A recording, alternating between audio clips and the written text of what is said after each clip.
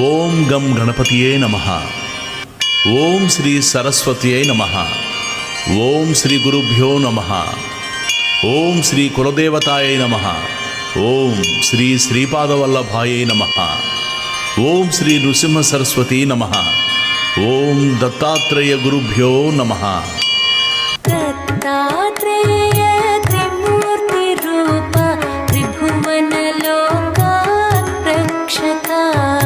దత్తాత్రేయ త్రిమూర్తి రూప త్రిభువన లోక రక్షక.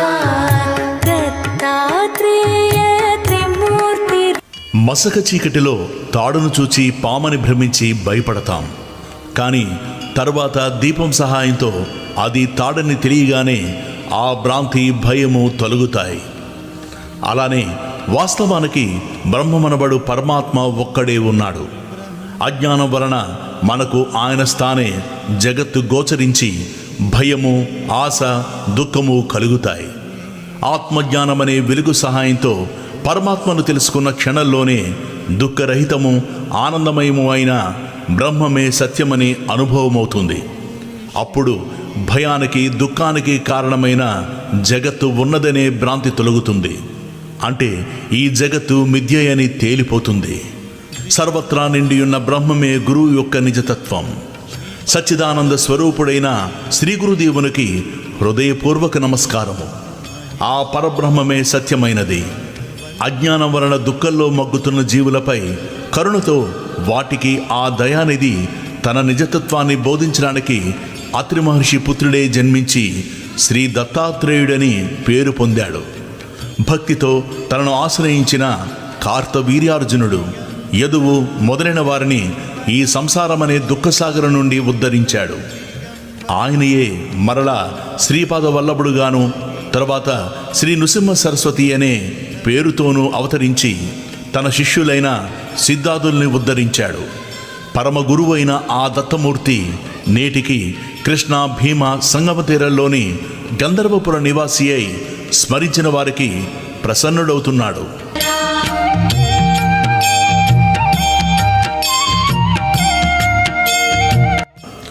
ఆ పరబ్రహ్మమూర్తి జనన మరణాలకు అతీతుడు, అక్రియుడు, కోరికలు లేనివాడు, అద్వితీయుడు అయినప్పటికీ ఒకప్పుడు తానే అనేకమవారని సంకల్పించినవాడు. ఆ సంకల్పమే మాయాశక్తి. ఆయన త్రిగుణాత్మకమైన తన మాయ చేత ఈ జగత్తును సృష్టించి దాని రూపంలో ప్రకటమయ్యాడు.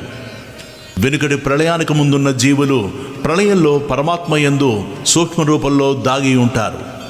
వారు సాధన ద్వారా తరించగలిగినందుకు పరమాత్మ అలా మరలా సృష్టి చేస్తాడు. ఆ శుద్ధ చైతన్యమే శ్రీ దత్తాత్రేయుడు.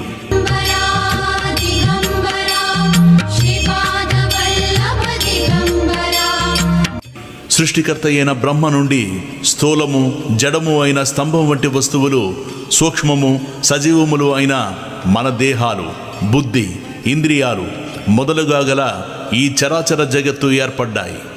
ఇలా ఈ సృష్టిని చేసిన ఆ పురుషోత్తముడే ఆత్మజ్ఞానం వలన పొందదగినవాడు. ఇంద్రియాలు వాటి విషయాలైన శబ్దము, స్పర్శ, రూపము, రసము లేక రుచి, గంధము లేక వాసనలతో కూడిన అజ్ఞానం వలన మనలో రాగద్వేషాలు కలుగుతాయి. వాటిని ఎవరు దైవీ సంపత్తితో జయిస్తారో అట్టివారే అజ్ఞాన దుఃఖరూపమైన సంసారం నుండి ముక్తి పొందుతారు. హృదయ శుద్ధి, సుస్థిరమైన తత్వజ్ఞానము, యోగాభ్యాసము, దానము, ఇంద్రియ నిగ్రహము, యజ్ఞము, స్వాధ్యాయము, తపస్సు, ఆర్జనము, ధర్మనిష్ట, అహింస, సత్యము, క్రోధము లేకుండడం, త్యాగము, శాంతి, ఇతరుల దోషాలను ప్రకటించుకుండడం, ప్రాణుల యందు కనికరము, ఇంద్రియాల విషయాల పట్ల వికారం చెందకుండడం, మృదు స్వభావము, లజ్జ, దీని వలన అనుచిత కార్యక్రమాలను చేయకుండడం, చాపల్యం లేకుండడము, సహనము, ఓరిమి, చెక్కు చెదరని యుక్తాయుక్త బుద్ధి, బాహ్యమైన శుద్ధి, వంచన లేకుండడం, నిగర్వము, ఈ శుభ లక్షణాలను దైవీ సంపద అంటారని భగవద్గీత చెబుతున్నది. అటువంటి ముముక్షువుల కొరకే జనన మరణాలు లేని ఆ పరమేశ్వరుడు తన దివ్య మాయ చేత మానవ రూపంలో జన్మించాడు. ఇలా ప్రతి యుగంలోనూ అవతరించి ధర్మరక్షణము స్వధర్మ పాలనము చేసి తర్వాత తన అవతార శరీరాలు విడిచిపెడతాడు. ఇలా బ్రహ్మ దివసాన శ్వేతవరాహ కల్పంలో ఇప్పటికీ 28 యుగ చతుష్టయాలు గడిచాయి. అంటే 432 కోట్ల సంవత్సరాలు ఒక బ్రహ్మ దివనము. అది బ్రహ్మకు ఒక రోజు. దీనికి రెండింతలైన అహోరాత్రాల కాలం ఒక కల్పము. 3600 కల్పాలు బ్రహ్మదేవుని ఆయుర్దాయం. వీటిలో మొదటిది శ్వేతవరాహ కల్పం. మానవులలో కలి ప్రభావం వలన సత్యము, ధర్మము, సాటి జీవుల పట్ల ప్రేమ, దేవతల పట్ల భక్తి శ్రద్ధలు కొరవడ్డాయి. యజ్ఞ దాన తపస్సులు లోపించాయి. ఆ కారణంగా దేవతలు కూడా మానవుల పట్ల నిర్దయులయ్యారు. కనుక పరమాత్మ అయిన దత్తాత్రేయుడే ఈ సృష్టిని ఉద్ధరించడానికి స్వయంగా అవతరించాడు. కృష్ణ అమరజానది సంగమ తీరంలో లోకపావనములైన దివ్యలీలలు చేస్తూ అక్కడే అదృశ్యంగా ఇప్పటికీ ఉన్నాడు. ఈయన మహత్యం చెప్పనలవిగానివి. పుట్టిన వెంటనే ఏడిచే బదులు ప్రణవముచ్చరించాడు.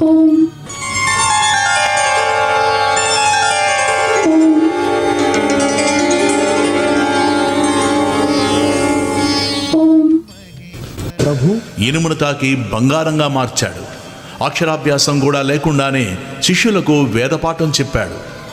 బాల్యంలోనే తల్లిదండ్రులకు జ్ఞానం ఉపదేశించాడు. చిన్న వయసులోనే సర్వతీర్థక్షేత్రాలు పాదచారియే దర్శించి పావనం చేశాడు. అష్టాంగ యోగం అభ్యసించాడు. నానాటికి పతనమవుతున్న సన్యాస మార్గాన్ని పునరుద్ధరించాడు. అపథ్య భోజనంతో ఒక భక్తుని ఉదర రోగం పోగొట్టాడు.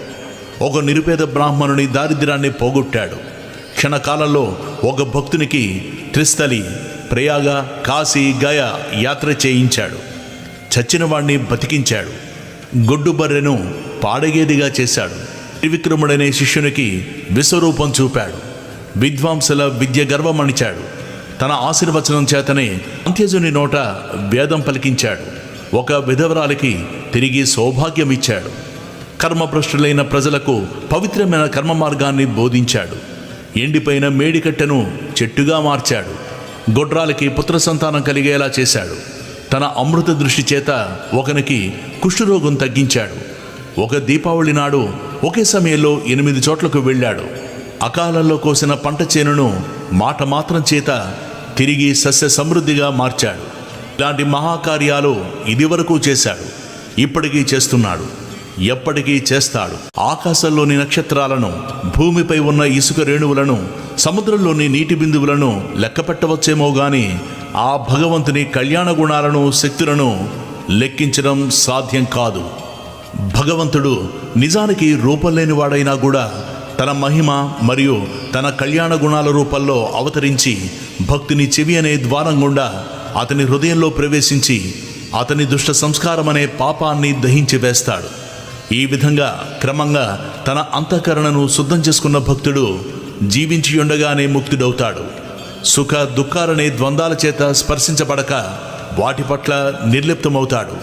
ప్రారబ్ధ కర్మరూపమైన అతడి దేహం నశించినా నశించకపోయినా అజ్ఞానం వలన ఉత్పన్నమైన సుఖ దుఃఖరూపమైన ద్వంద్వాలింకా మిగిలి ఉన్న ప్రారబ్ధం అయిపోగానే పరబ్రహ్మాన్ని పొందుతాడు. సత్సంగం లేని వారికి, ఇంద్రియ సుఖలోలురైన అసురి సంపద గల వారికి, తమోగుణ ప్రధానులైన మోహందులకు ఈ సత్యం తెలియదు. స్వధర్మం ఆచరిస్తూ సాధు, గురు, దేవతల యందు భక్తి గలవాడై సత్సంగం వలన వివేకి అయి నేనే కర్తను, భోక్తను అనే అభిమానం విడిచిపెట్టి ఉత్తమ సన్యాసి అయి ఈ మార్గంలోనే అతడు భుక్తి ముక్తి పొందుతాడు.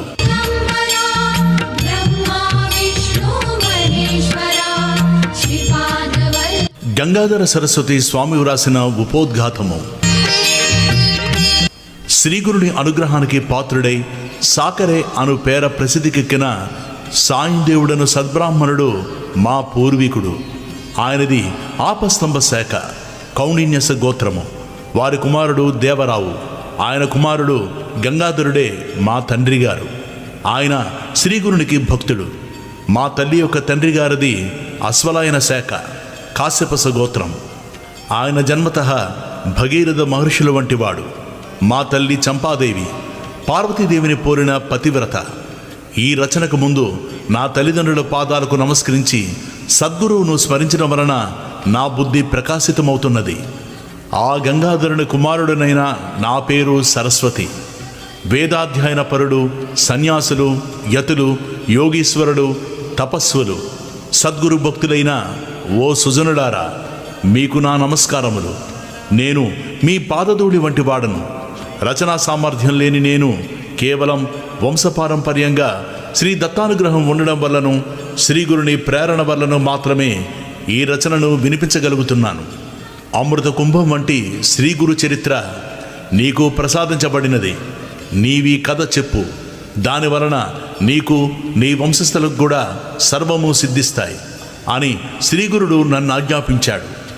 భక్తులు స్మరించినంతనే ప్రసన్నులయ్యే శ్రీ నృసింహ సరస్వతి స్వామి ఆదేశం కామధేనువు వలె ఈ కార్యాన్ని నెరవేర్చగలదు. త్రిమూర్తి అయిన శ్రీ దత్తావతారమైన శ్రీగురుని చరిత్ర అపారము. దాన్ని సంపూర్ణంగా చెప్పడం ఎవరితరము కాదు. అయినా ప్రేరణతో వ్రాసిన ఈ గురుకథని పారాయణ, శ్రవణము చేసిన వారి వంశం పవిత్రమై రోగాలు, పీడలు లేకుండా కలకాలం సిరి సంపదలతో శోభిస్తుంటుంది. దీని సప్తాహ పారాయణం వలన వెంటనే కోరికలన్నీ ఫలిస్తాయి. ఇది నా స్వానుభవము.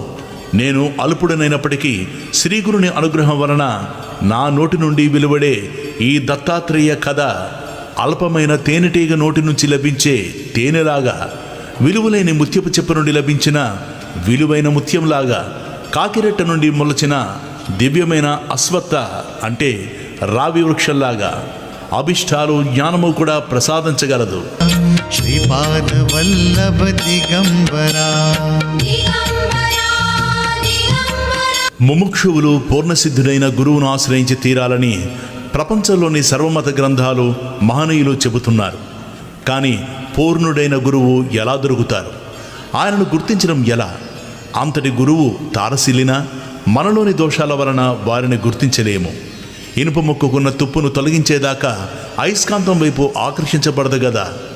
స్వల్పంగా పాపం చేసిన వారికి జపధ్యానాలు, ప్రాయశ్చిత్తాలు ఉపయోగపడతాయి. కానీ అధికంగా పాపాలు చేసే సామాన్యులకు సద్గురువు సేవ ఒక్కటే ప్రాయశ్చిత్తమని శాస్త్రం. మొదట ముముక్షువు గురుచరిత్ర వంటి గ్రంథాలు పారాయణ లేక శ్రవణం చేస్తే హృదయం పరిశుద్ధమై ముముక్షత్వము, గురుభక్తి అంటే సద్గురు సమాగమం కోసం ఆకాంక్ష తీవ్రమవుతాయి. అప్పుడే దైవకృప చేత సద్గురు సమాగమం జరుగుతుంది. ఈ గ్రంథమహిమ వలన స్వప్నంలో తాను ఆశ్రయించవలసిన సద్గురువెవరో తనకు తెలియబడుతుంది. అంతవరకు శ్రీగురు చరిత్ర పారాయణ ఈ అధ్యాయంలో నామధారకుడు చేసినట్లు నిరంతర ప్రార్థనలు చేస్తూ ముముక్షువు వేచి ఉండాలి. అప్పుడు మాత్రమే ఎట్టి సంశయానికి తావు లేకుండా పరిపూర్ణుడైన సద్గురువుతో సమాగమం ప్రాప్తిస్తుందని ప్రథమ కర్తవ్యం బోధిస్తుంది ఈ అధ్యాయం. వల్లభ దిగంబరా.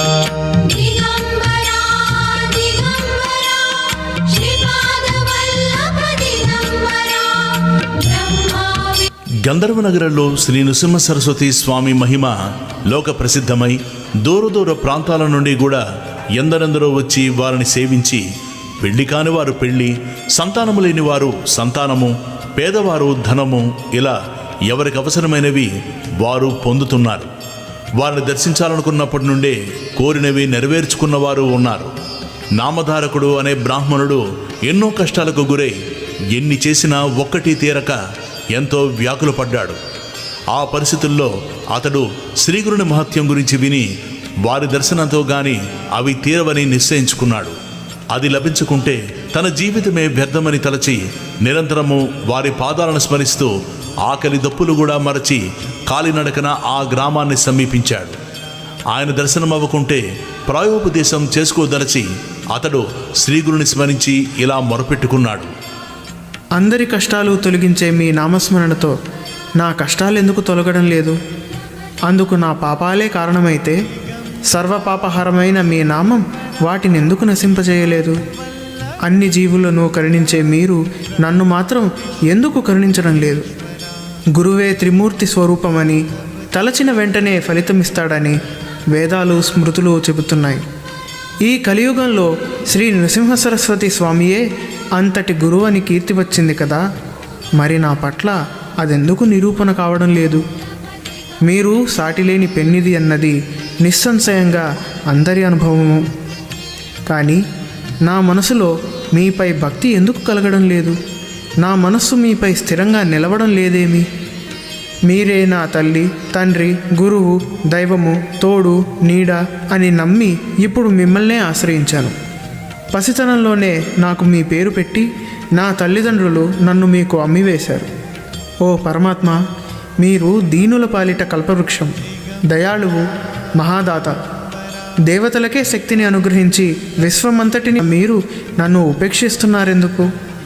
మీరు సర్వసాక్షి అని వేదాలు చెబుతున్నాయి కదా, మరి నా దుస్థితి మీకు తెలియడం లేదా? ఎవరిని ఉపేక్షించని మీరు నన్నెందుకు ఉపేక్షిస్తున్నారు స్వామి? నేను మీకేమీ సమర్పించలేదనా?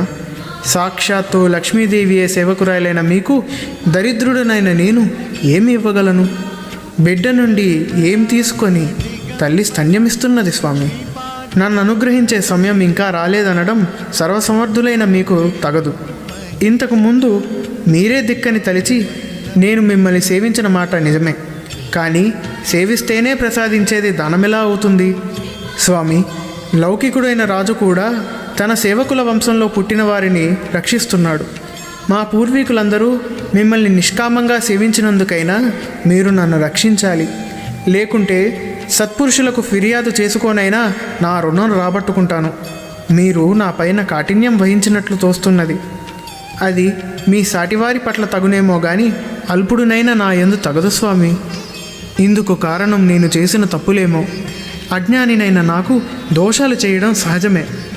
నా వంటి పాపి లేడు, కానీ మీ వంటి పాపహారకుడూ లేడు. కనుక నన్ను ఉద్ధరించు.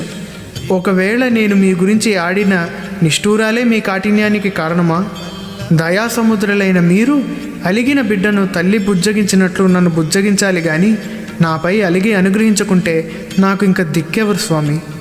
లేకుంటే నేను చేసిన తప్పేమిటో అదైనా నాతో చెప్పవచ్చు కదా. ఏమైనా మీరు నా దోషాలను క్షమించి నన్ను దయచూడాలి స్వామి. మీరే నాకు దిక్కు. మిమ్మల్ని నేను శరణు పొందుతున్నాను. చైతన్యమూర్తివి, దయానిధివి అయిన నీ కారుణ్యం ఏమైనది ప్రభు? మృత్యుముఖంలో ఉన్న నన్ను ఎందుకు ఉద్ధరించకుండా ఉన్నావు? ఇలా దారి పొడుగున నామధారకుడు అనేక విధాలుగా శ్రీగురుణ్ణి ఆర్తితో ప్రార్థిస్తూ వెళ్ళి చివరకు ఖిన్నుడై శోష వచ్చి గంధర్వపురం దగ్గర ఒక చెట్టు కింద పడుకున్నాడు. అతనికి నిద్ర తూగినప్పుడు కలలో కూడా అతడు శ్రీగురుణ్ణే స్మరిస్తున్నాడు.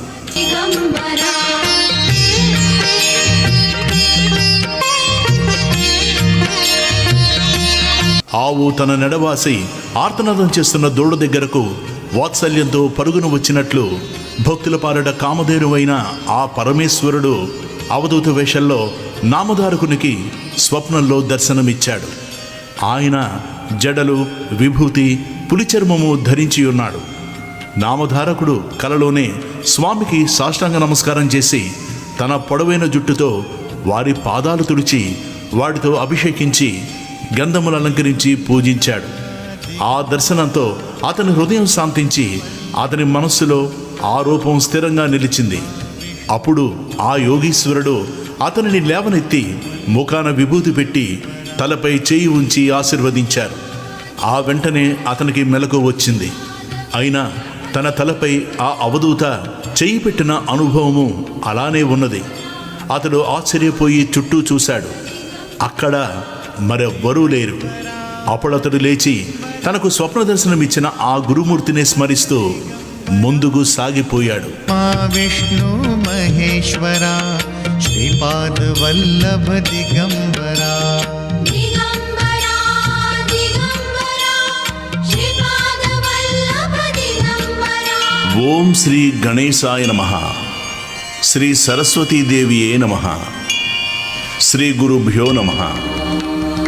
గురు చరిత్ర పారాయణ వలన శుద్ధులైన ముముక్షువులకు ఒక వంక సద్గురు దర్శనాభిలాష, మరో వంక విషయాలపై నిరాపేక్ష తీవ్రమవుతాయి.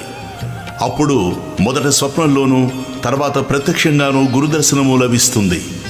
ఆ గురువు కూడా అనన్య గురుభక్తి చేత జీవన్ముక్తుడై ఉంటాడు.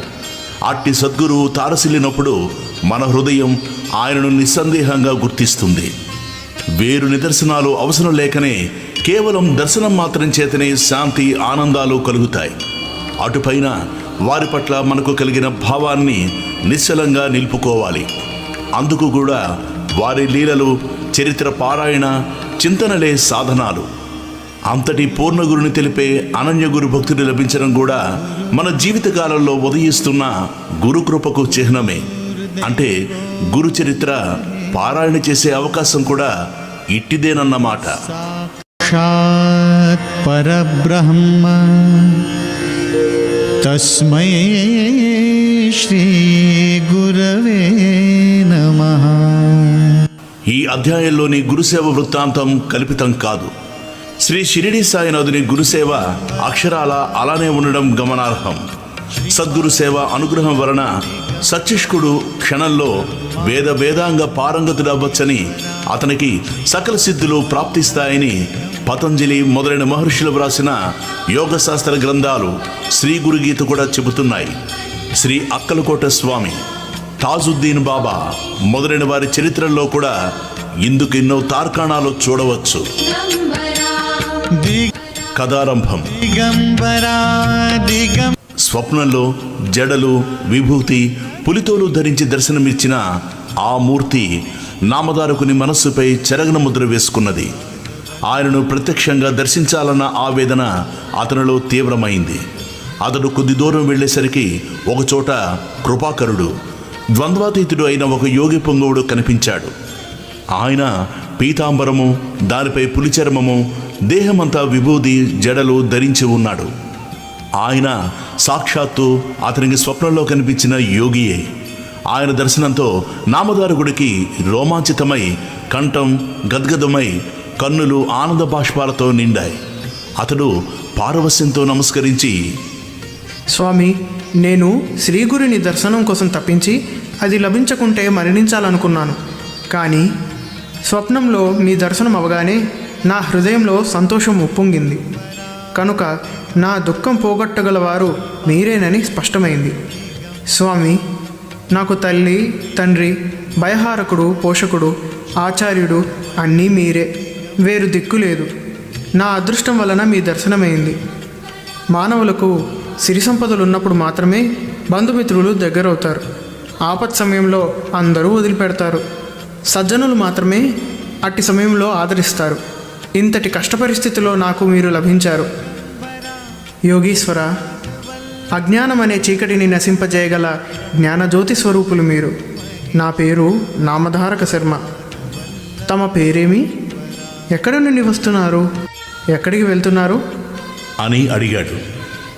ఆ యోగి ఇలా చెప్పారు, నాయనా, ఎవరి భక్తులు తప్పక భుక్తిని, ముక్తిని పొంది తీరతారో, ఎవరిని యోగులు కూడా ధ్యానిస్తారో అట్టి త్రిమూర్తి అవతారమైన శ్రీ నృసింహ సరస్వతి స్వామి శిష్యుణ్ణి నేను.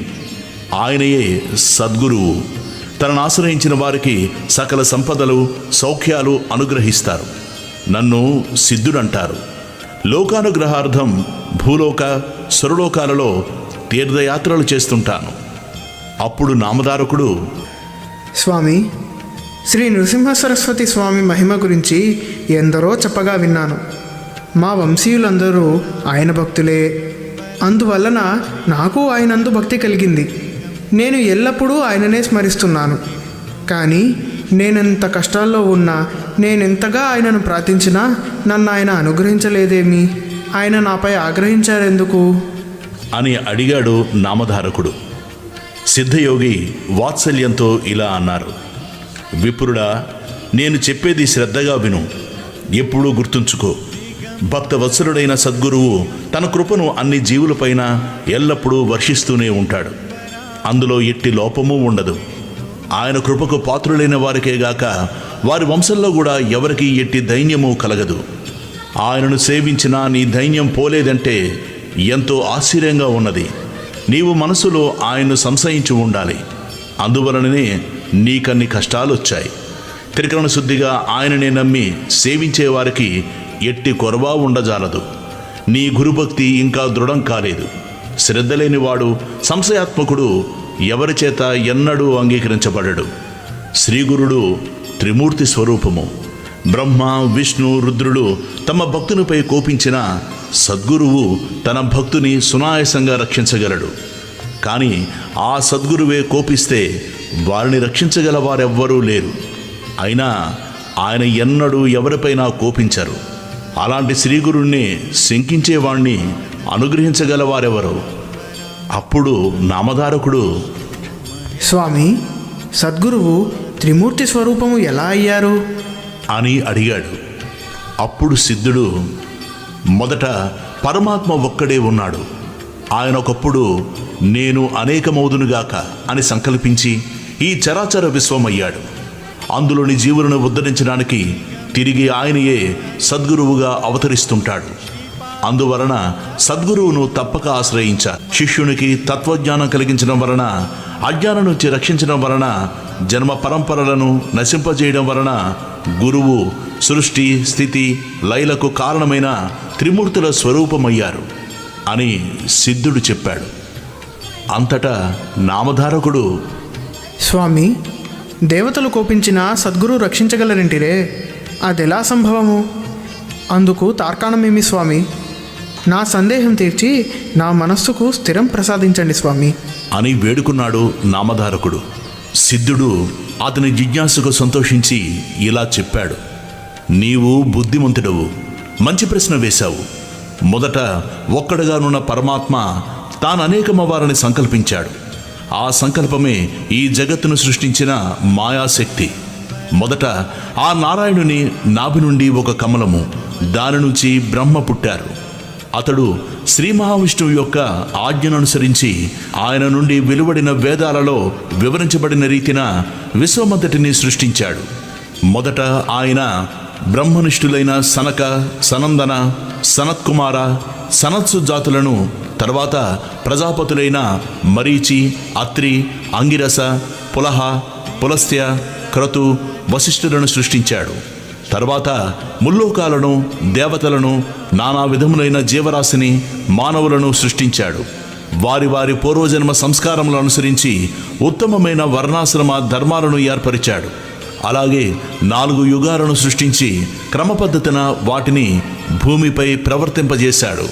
మొదటగా ఆయన సత్యమే ఆకారముగా కలిగి యజ్ఞోపవీతము, ఆభరణాలు ధరించి ఉన్న కృతయుగాన్ని భూలోకంలో 17,28,000 సంవత్సరాలు ప్రవర్తించి రమ్మని ఆదేశించాడు.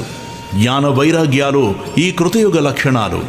అది పూర్తయ్యాక ఆయన దృఢమైన శరీరం కలిగి ఉండి చేతిలో యజ్ఞ సామాగ్రి ధరించిన త్రేతాయుగాన్ని పిలిచి భూమిపై 12,96,000 సంవత్సరాలు తన ధర్మాన్ని ప్రవర్తింపజేయమని ఆదేశించాడు. అందుకే ఆ యుగంలో అందరూ ధర్మశాస్త్రమెరిగి యజ్ఞయాగాదులను అనుష్ఠించారు.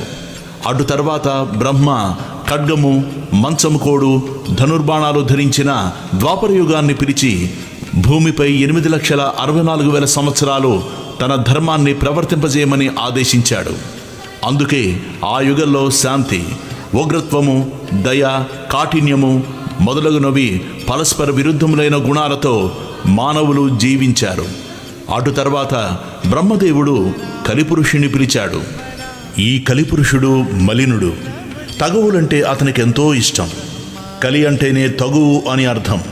అతడు క్రూరుడు, వైరాగ్యమే లేనివాడు, పవిత్రత అంటేనే గిట్టనివాడు.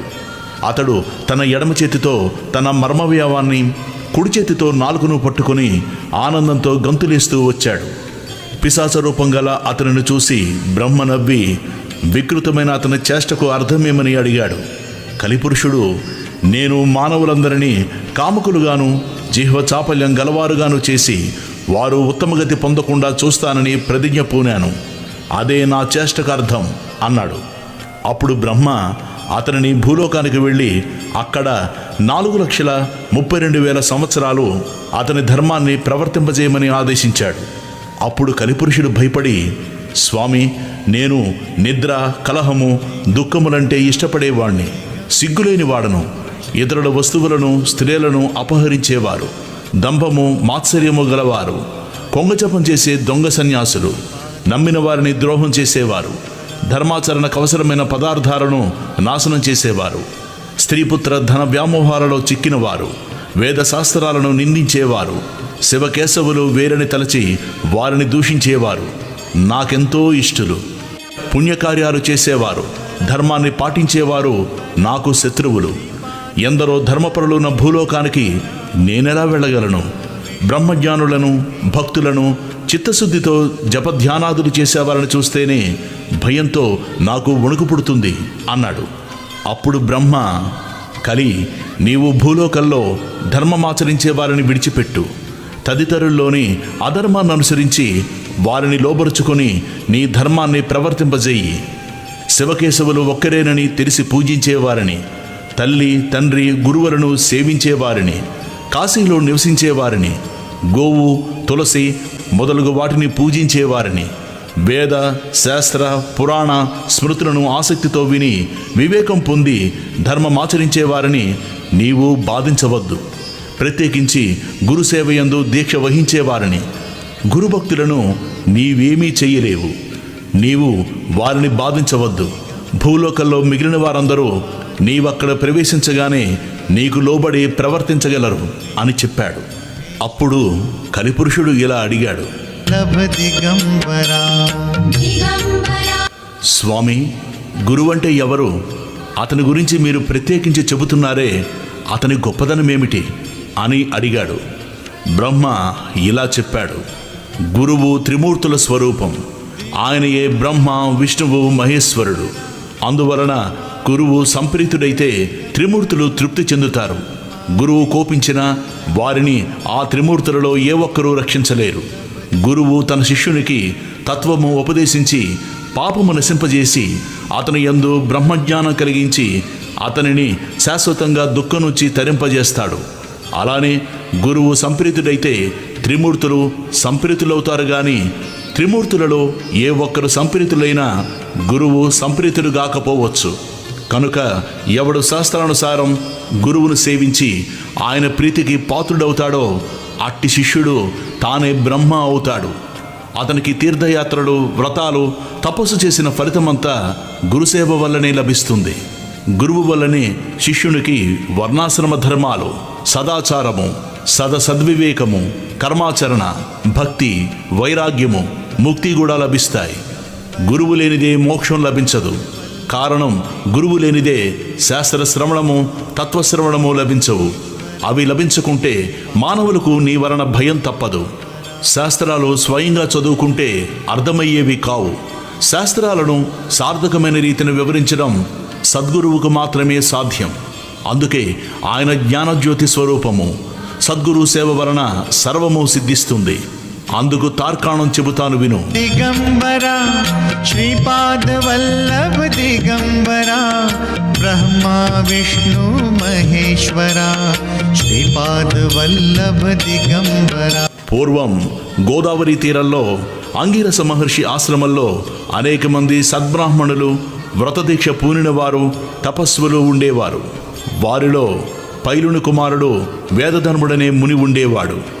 ఆయనకు ఎందరో శిష్యులుండేవారు.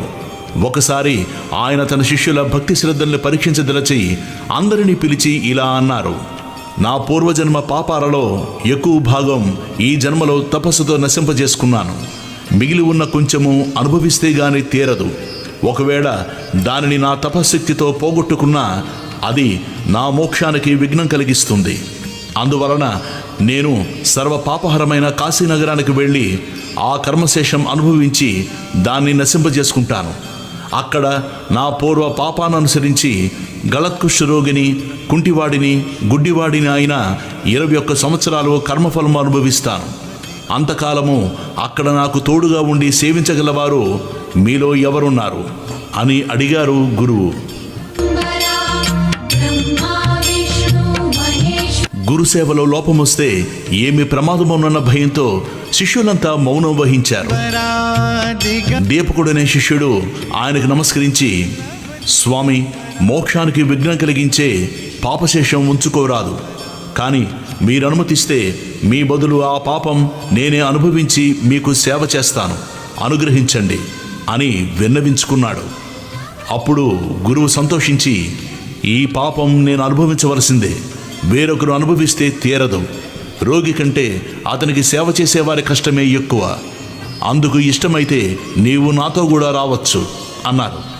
దీపకుడు అందుకు అంగీకరించి గురువును కాశీకి తీసుకువెళ్ళాడు.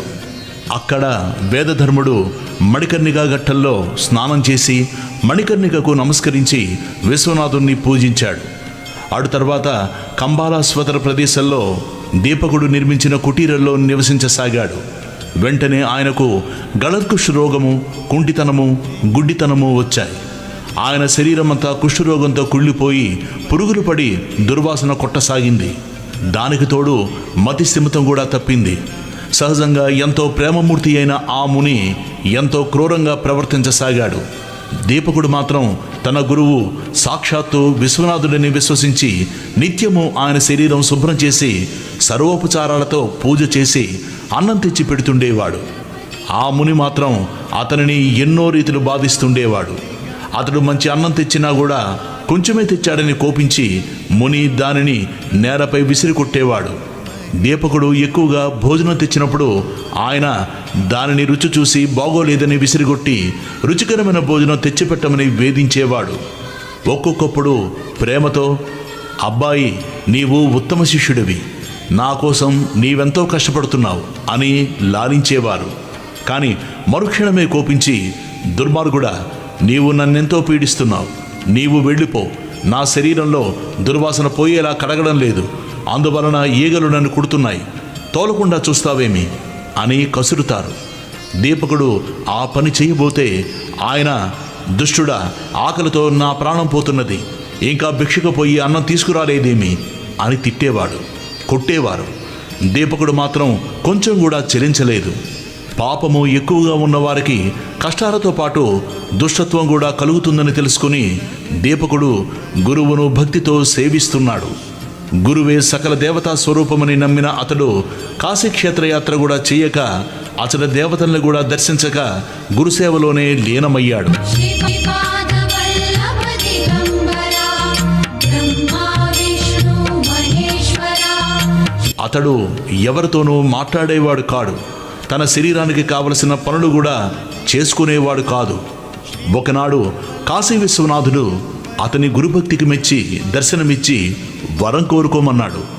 అతడు తన గురుదేవుని అనుజ్ఞ లేకుండా ఎట్టి వరము కోరలేనన్నాడు. తన గురువు వద్దకు వెళ్ళి వారి వ్యాధి తగ్గేలా తాను వరం కోరడం ఆయనకు ఇష్టమేనా అని వేదధర్ముడించాడు. అప్పుడు ఆయన, ఏమిరా, నా సేవ చేయడం నీకంత కష్టంగా ఉందా? నా కోసం నీ వెట్టి వరము కోరనక్కర్లేదు. వరం వలన ఈ రోగం పోగొట్టుకుంటే దానిని మరొక జన్మలో అనుభవించవలసి వస్తుందని శాస్త్రం చెబుతోంది. కనుక నేను ఈ జన్మలోనే ఈ పాపం అనుభవించి నా మోక్షానికి ఆటంకం తొలగించుకుంటాను అని చెప్పారు. కాశీ విశ్వనాథుడు దీపకుని ద్వారా ఆ విషయం తెలుసుకుని నిర్వాణ మండపానికి వచ్చి దేవతలందరి సమక్షంలో ఆశ్చర్యంతో ఆ విషయం విష్ణుమూర్తితో చెప్పాడు. విష్ణుమూర్తి ఆనందించి ఆ గురు శిష్యులను చూడడానికి వెళ్ళాడు. ఆయనను చూడగానే దీపకుడు నమస్కరించి, స్వామి, వరాలు కోరి మీకోసం తపస్సు చేస్తున్న వారిని ఉపేక్షించి మిమ్మల్ని ఎన్నడూ సేవించిన నాకు దర్శనమిచ్చావేమి అని అడిగాడు. విష్ణుమూర్తి, నాయనా, గురువును భక్తితో సేవిస్తే నన్ను సేవించినట్లే. అట్టి శిష్యోత్తమునకు నేను అధీనుడను. తల్లిదండ్రులను, విద్వాంసులను, విప్రులను, తపస్సులను, యతులను పూజించేవారు పతియే దైవమని విశ్వసించి అతనిని సేవించే పతివ్రతలు కూడా నన్ను సేవించిన వారే అవుతారు అని చెప్పి వరం కోరుకోమన్నాడు. దీపకుడు ఆయనకు నమస్కరించి, గురువే సకల దేవతా స్వరూపమని, సకల తీర్థస్వరూపి అని వేదాలు శాస్త్రాలు చెబుతున్నాయి. మీరిచ్చే వరం గురువు ఇవ్వగలడు గదా అన్నాడు. శ్రీమన్నారాయణుడు, సంతోషం కోసం వరం కోరుకో, నేను అది ప్రసాదించి ఎల్లప్పుడూ నీ అధీనంలో ఉంటాను అన్నాడు. దీపకుడు, స్వామి, అయితే నా గురుభక్తి నిరంతరము వృద్ధి చెందేలా అనుగ్రహించాడు.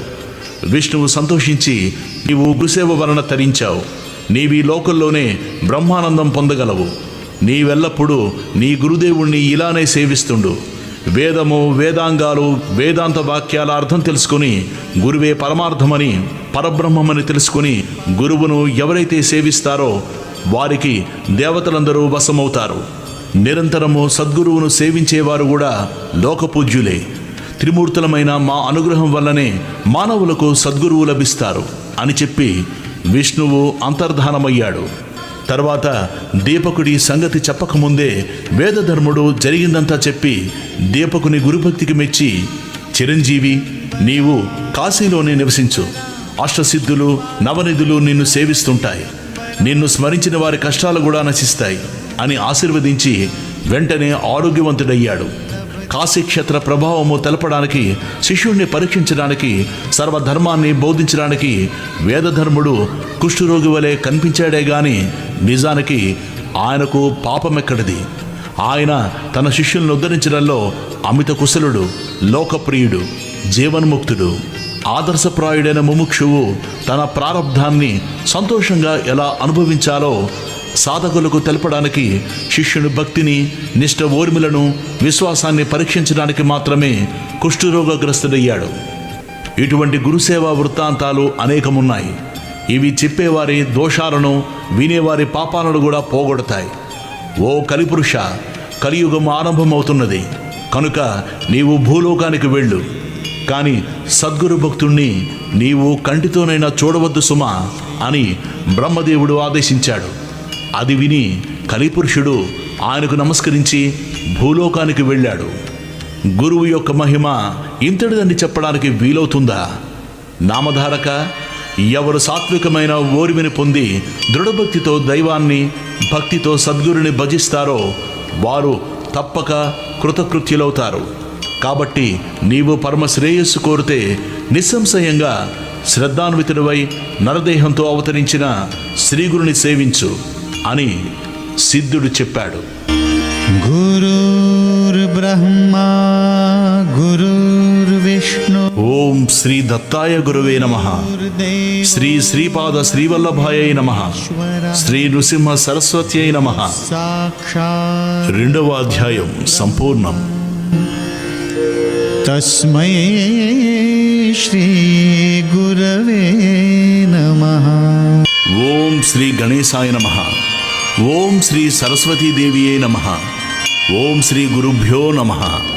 శ్రీ గురు చరిత్ర అధ్యాయం 3. అందరికీ నామధారకుని వలె గురుమహిమను గురించి తెలుసుకోవాలన్న జిజ్ఞాస అంతకంతకు అధికమైతే అప్పుడు ఆ సద్గురు కృప కలుగుతున్నట్లు అర్థం. ఇదే నిజమైన భక్తికి చిహ్నం.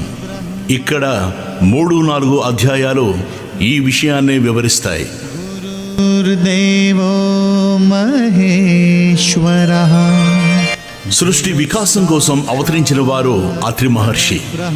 ఆ కార్యాన్ని నెరవేర్చడానికి తనను తాను దత్తం చేసుకున్న పరమేశ్వరుడే దత్తాత్రేయుడు.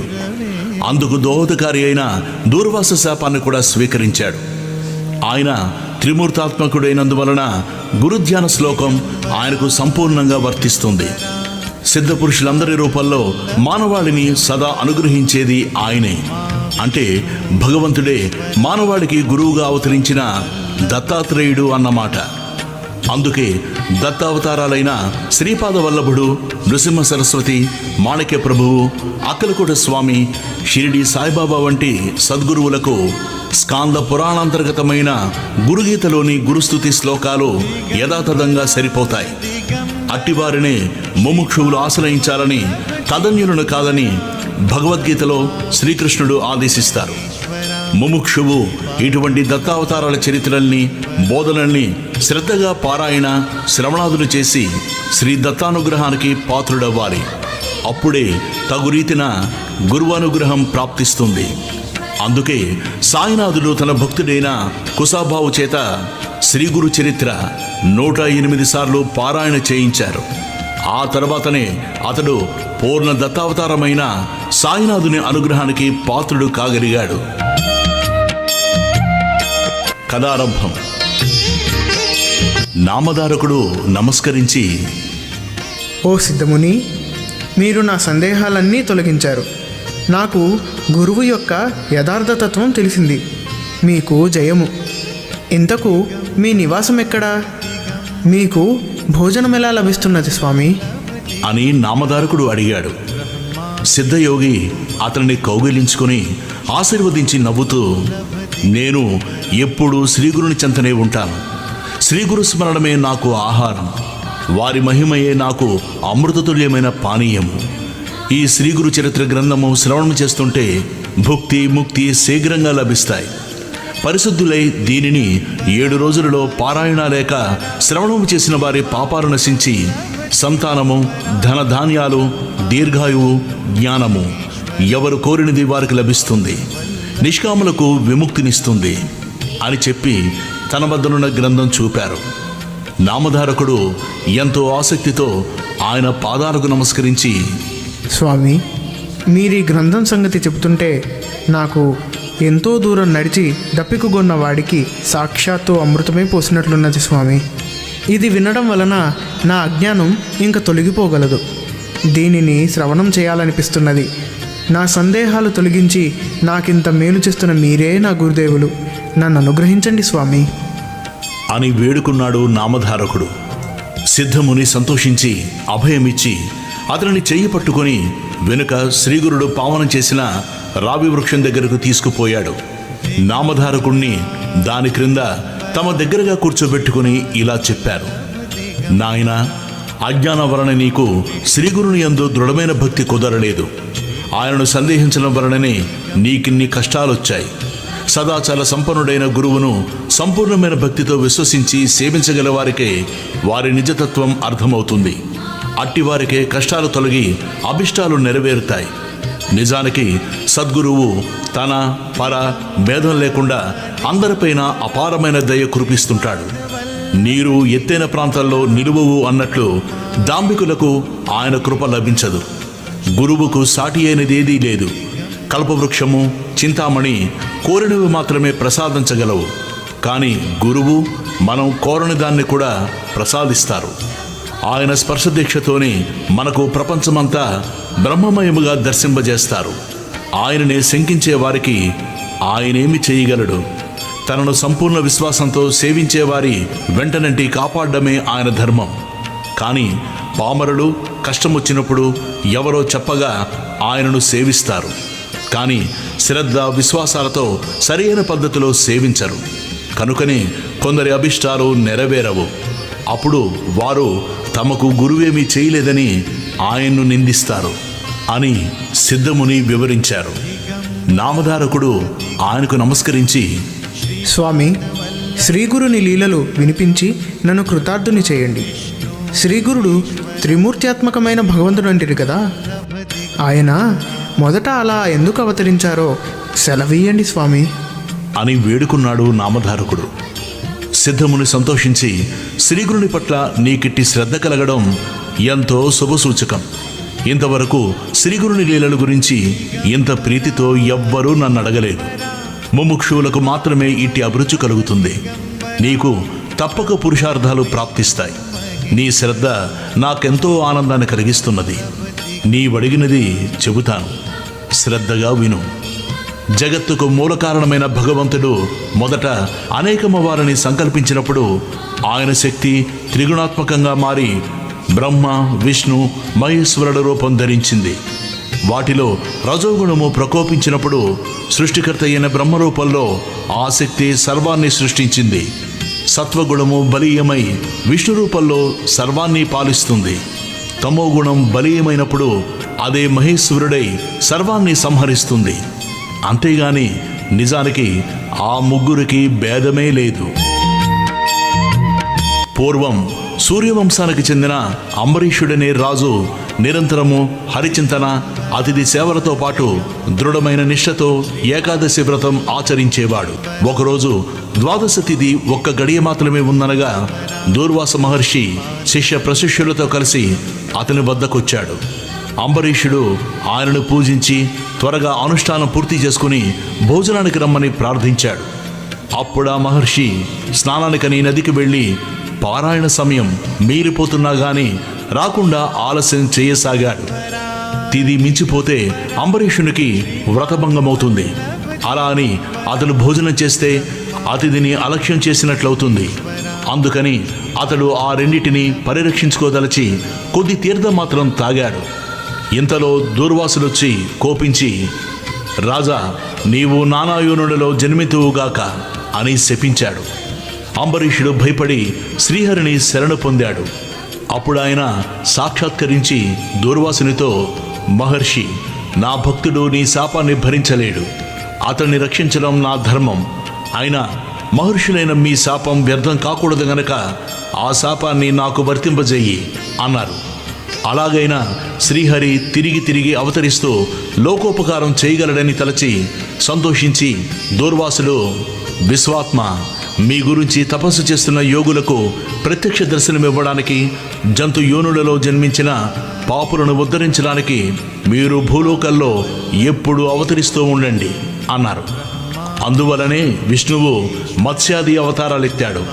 కానీ వాటిలో కొన్ని గుప్తంగా ఉండి ఉత్తమ తపస్సులకు మాత్రమే తెలుసుకున్న సాధ్యమవుతాయి. ఇట్టి అవతారాలలో ఒకటి దత్తాత్రేయుడు. ఆయన అత్రి అనసూయలకు జన్మించాడు.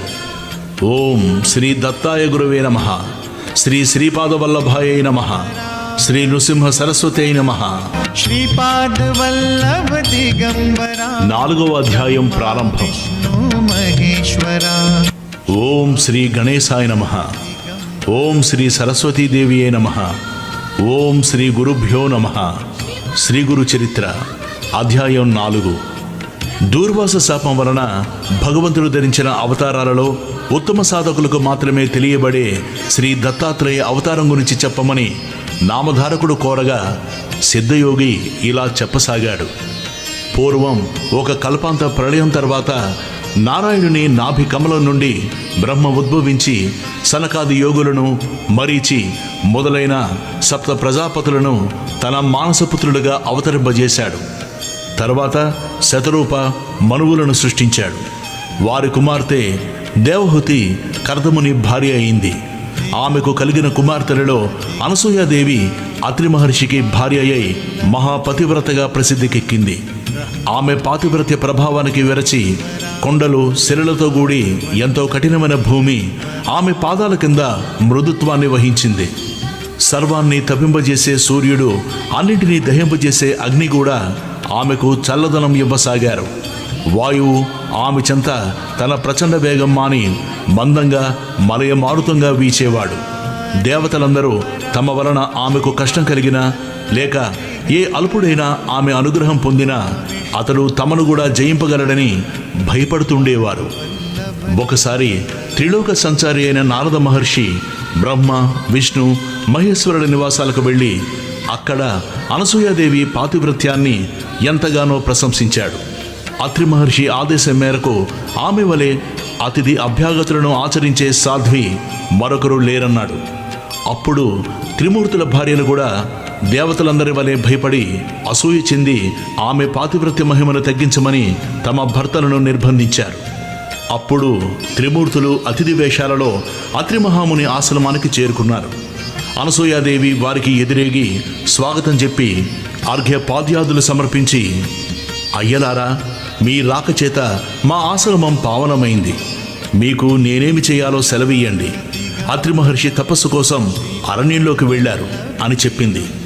అప్పుడు ఆ అతిథులు, అమ్మా, మాకెంతో ఆకలిగా ఉన్నది.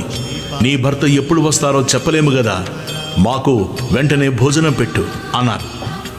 ఆమె లోపలికి వెళ్ళి విస్తరలు వేసి, అయ్యలారా, భోజనానికి దయచేయండి అని ప్రార్థించింది.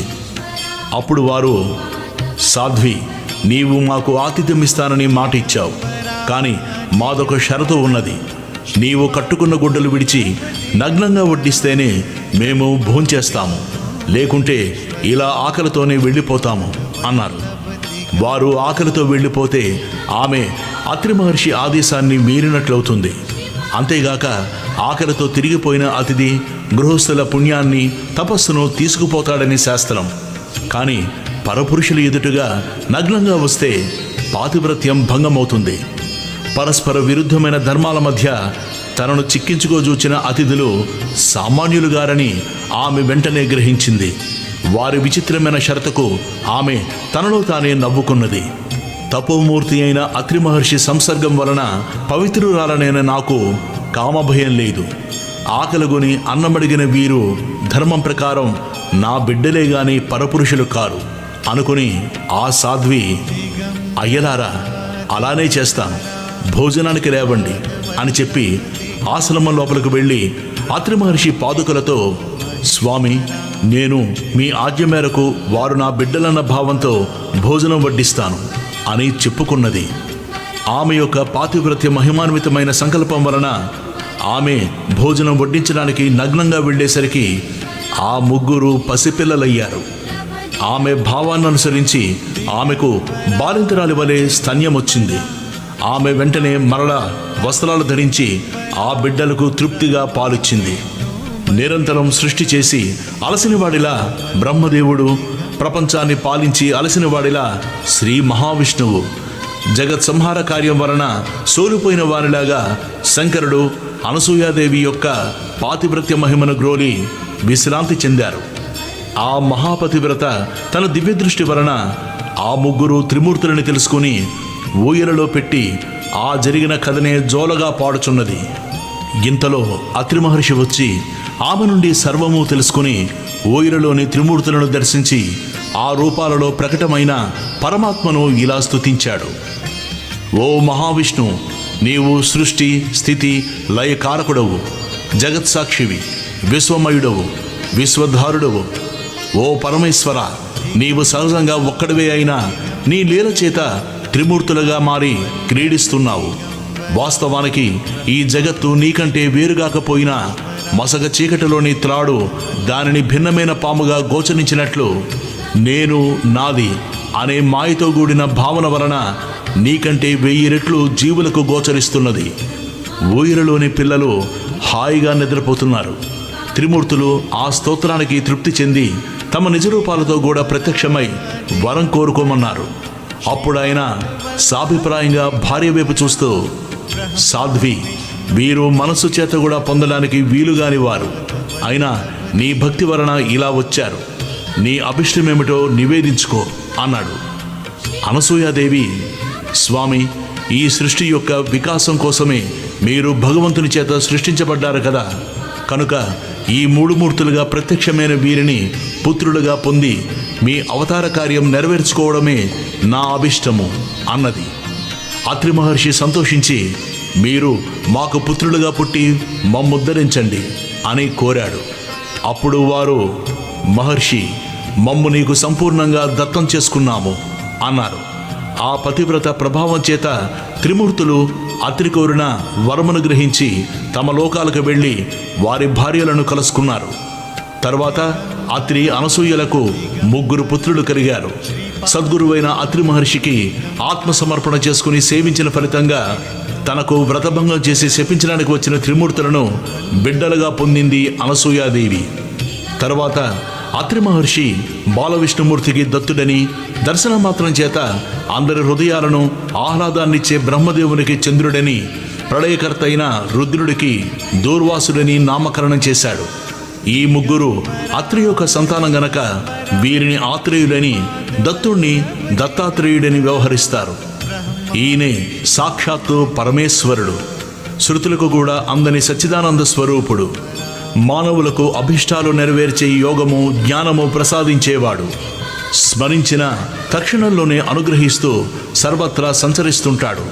దూర్వాసుడు మిక్కిలి కోప స్వభావం కలవాడైనా ఆయన కోపం కూడా లోకానికి కళ్యాణమే చేకూర్చింది. చంద్రుడు సర్వజీవులను పోషిస్తుంటాడు. తర్వాత బ్రహ్మ, చంద్రుడు, శివుడు, దూర్వాసులు తమ దివ్యాంశాలను దత్తాత్రేయుని యందుంచి తల్లి అనుమతితో తపస్సుకు వెళ్ళిపోయారు. నామధారక, అలనాటి దూర్వాస శాపం వలనే పరమాత్మ అయిన శ్రీదత్తుడు శాశ్వతంగా భూమి మీద సంచరిస్తూ భక్తులను అనుగ్రహిస్తుంటాడు. అసలు ఆయన అవతరించేదే అందుకు.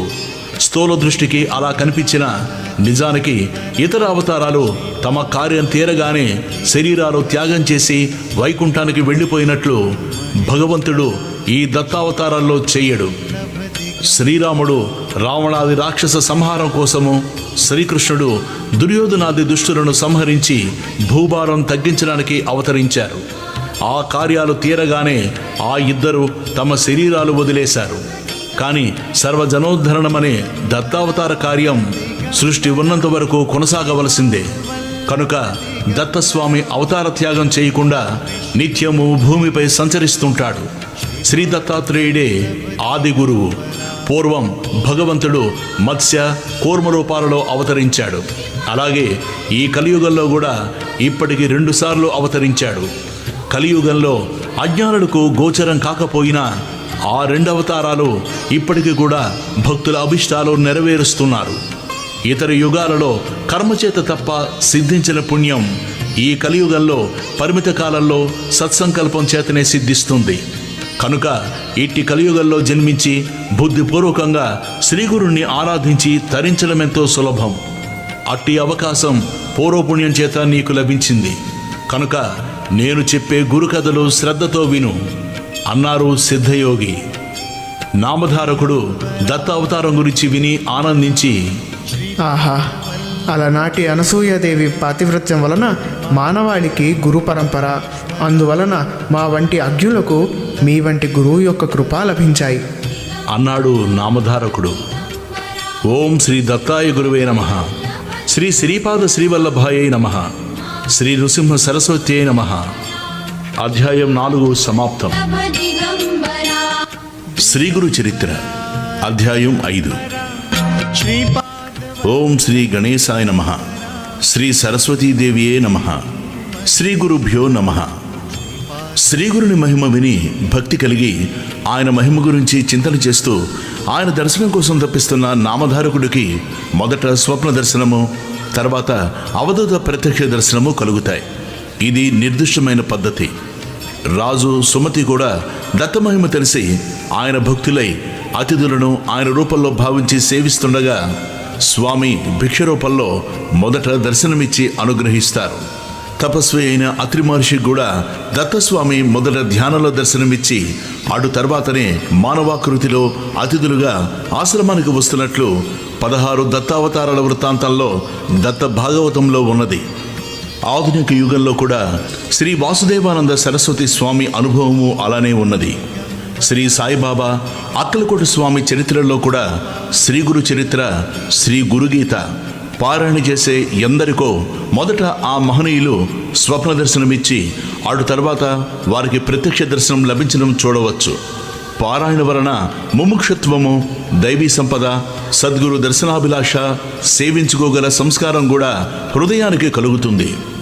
ఈ నిర్దిష్టమైన పద్ధతి విడిచి మనకై మనమే సద్గురువు కోసం అన్వేషిస్తే కలి వైపరీత్యం వలన కపట సద్గురువుల బారిన పడడం తథ్యం. ఒక మహనీయుడు చెప్పినట్లు మనం అర్జునం కనుక మన నిర్ణయం ఆ విషయాల్లో కూడా లోపభూయిష్టంగా ఉండి తీరుతుంది. దత్తానుగ్రహం నామధారక శర్మకు సిద్ధుని దర్శనంగా మాత్రమే గాక ఆయన నిత్యము చదువుకొని శ్రీగురు చరిత్ర గ్రంథ రూపంలోనూ అందుండి గురులీలలో శ్రవణం చేసే భాగ్యంగానూ లభించింది. ప్రత్యక్షంగా శ్రీగురుని సేవించిన సిద్ధుడు వ్రాసింది గనక ఆ గ్రంథం యథార్థంగా దాని రూపంలో పారాయణ సమయంలో సిద్ధుడే మనకిది చెప్పినట్లవుతుంది. కనుక తగిన శ్రద్ధతో పారాయణ చెయ్యాలి. కథారంభం. మహానుభావ, భగవంతుడు కలియుగంలో 2 సార్లు అవతరించారన్నారు కదా, వాటిని వివరించండి స్వామి. అతని శ్రద్ధాభక్తులకు సంతోషించి సిద్ధుడిలా చెప్పాడు. మంచిది. ఆ కథలు వినడం వలన నీకెంత ప్రయోజనమో అవి చెప్పడం వలన నాకు అలాంటి ప్రయోజనమే కలుగుతుంది. కనుక చెబుతాను, శ్రద్ధగా విను.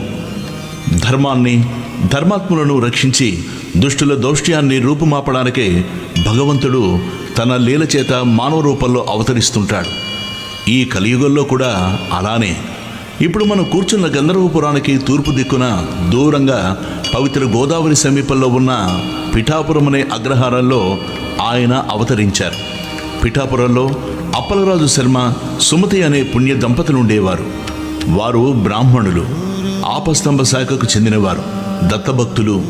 వారికి ఎందరో పిల్లలు పుట్టారు గాని అందరూ చనిపోగా 2 మాత్రమే బతికారు.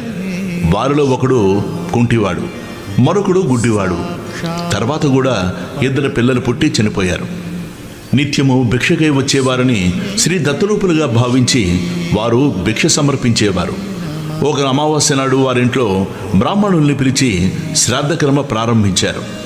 అలాంటి రోజున బ్రాహ్మణ భక్తులు భోజనం చేయకముందు మరెవ్వరూ భోజనం చేయరాదని శాస్త్రం. కానీ ఆనాడు బ్రాహ్మణులకు భోజనం వడ్డించకముందే వారింటికి దండకమండలుధారి అయిన ఒక సన్యాసి వచ్చి భిక్ష కోరాడు. శ్రాద్ధ కలాపాల్లో నిమగ్నుడై ఉన్న ఇంటి యజమానికి ఆ సంగతి తెలియదు. ఇల్లాలైన సుమతి ఆ వచ్చిన సమయమేంద్రుడు శ్రాద్ధ భోక్తుడైన పరమేశ్వరుడేనని, తమ కులదైవమైన శ్రీ దత్తాత్రేయుడేనని విశ్వసించి ఆయనకు భిక్ష ఇచ్చింది. ఆమె భక్తి విశ్వాసాలకు సంప్రీతుడైన ఆ యతీంద్రుడు యథార్థమైన తన దత్తాత్రేయ ఎన్ని వేల నాలుకలైనా సరిపోవు. 2 చేతులలో శంఖచక్రాలు, 2 చేతులలో డమరు, త్రిశూలాలు, మిగిలిన 2 చేతుల్లోనూ జపమాల, కమండలాలు ధరించి 6 బాహువులతో 3 ముఖాలతో స్వామి వెలిగిపోతున్నాడు. వెండి కొండవలే తెల్లని కాంతితో ఆయన మూర్తిభవించిన శుద్ధ సత్వమా అన్నట్లు ప్రకాశిస్తున్నాడు. ప్రపంచంలోని దీనుల్ని ఉద్ధరించడానికి 6 చేతులు చాలక అనేకమైన బాహువులే ఆయన శిరస్సు నుండి వచ్చాయా అన్నట్లు ఆయన జటాజూటం నుండి జుట్టు పాయలుగా వేలాడుతున్నది. ఆ తల్లి సుమతీదేవి తన జన్మ సార్థకమయ్యేలా ఆ అమృతమూర్తిని ఒడలెల్లా కళ్ళు చేసుకుని ఆ కన్నులతోనే పానం చేయసాగింది. అప్పుడా కరుణాకరుడు, తల్లి, అచంచలమైన నీ విశ్వాసానికి సంప్రీతుడినయ్యాను. శ్రాద్ధ బ్రాహ్మణుడు భోజనం చేయకముందే నేను పరమేశ్వరుడు అన్న విశ్వాసంతో భోజనం పెట్టావు. నీ అభిష్టమేమిటో చెప్పు, నేను తప్పక నెరవేర్చగలను అన్నాడు. స్వామి మాటలు అమృతధారలై ఆమె చెవుల ద్వారా శరీరంలోని సర్వధాతువుల్లోకి ప్రవహించాయి. జగన్మోహనమైన శ్రీ దత్తాత్రేయ స్వామి దర్శనంతో ఆమె కన్నులు ఆయన యొక్క అమృత వాక్కులు వినడం వలన ఆమె చెవులు బ్రహ్మవాక్కులైన వేదాలను వినిన ఋషి సత్తముల చెవుల వలె పరమ పావనమయ్యాయి. ఆమె కృతజ్ఞతతో, పరమాత్మ, యోగులను కూడా ముగ్ధులను చేసేలా దర్శనమిచ్చావు. అంతేగాక నా చేతి అన్నం స్వీకరించావు. ఇంతకంటే నాకేమి కావాలి? నేను ధన్యురాలను. ఈనాటి శ్రాద్ధ దేవతలైన మా పితృదేవతలు కూడా ధన్యులయ్యారు. నీవు భక్తుల కోరిక లీడేర్చే కల్పవృక్షానివి. నీవు నన్ను తల్లి అని సంబోధించావు కనుక నేను ప్రత్యేకంగా నిన్ను వరమడగవలసిన పని లేదు. నీవిచ్చిన మాటను నిలుపుకో చాలు అన్నది. భక్తి శ్రద్ధల వలన జాగృతమైన ఆమె బుద్ధిశక్తికి ఆశ్చర్యచకితుడైన శ్రీ దత్తాత్రేయ స్వామి ఇదివరకు అత్రి మహర్షి అడిగినట్లే ఈమె కూడా లోకానుగ్రహార్థమైన కోరికే కోరుతున్నది అనుకున్నాడు. ఆయన, అమ్మా, నాతో సమానుడైన పుత్రుడే నీకు జన్మిస్తాడు. కానీ నీవు పుత్ర వ్యామోహంతో అతని మాటను పట్టించుకునక నీవు చెప్పినట్లే అతడు చేయాలని నిర్బంధించకూడదు. అతడు చెప్పినదే అక్షరాల అమలు జరపాలి అన్నారు. ఆ దర్శనంతో మరింత నిశ్చితమైన బుద్ధిశక్తి కలిగిన ఆమె, స్వామి, నేను మానవ మాతృరాలిని. నాకు పుత్ర వ్యామోహం కలగడం సహజం. అది లేక మాతృవాంఛ పరిపూర్ణమయ్యేదెలా? కనుక పుత్రుడు జన్మించాక సమయానుకూలంగా అట్టి వివేకాన్ని నీవే అనుగ్రహించాలి అని ప్రార్థించింది. ఆమె సమయస్ఫూర్తికి మెచ్చి దత్తస్వామి నవ్వి ఆశీర్వదించి అంతర్హితులయ్యారు. సుమతీదేవి ఆనంద పారవశ్యంతో ఇంటి లోపలికి వెళ్ళి పితృ శ్రాద్ధాది కార్యకలాపాలు కొనసాగిస్తున్న భర్తను పక్కకు పిలిచి, స్వామి, నేనీనాడు ఒక అపరాధం చేశాను. చేసిన అపరాధం చెబితే దోషం పోతుంది. శ్రాద్ధ బ్రాహ్మణులు ఇంతవరకు భోజనం చేయలేదు కదా. కానీ ఇప్పుడే ఒక సన్యాసి వచ్చి భిక్షమడిగాడు. ఆయనే యజ్ఞపతి. శ్రాద్ధ ఫలభోక్త అయిన శ్రీ దత్తాత్రేయ స్వామి అని భావించి భిక్ష ఇచ్చాను.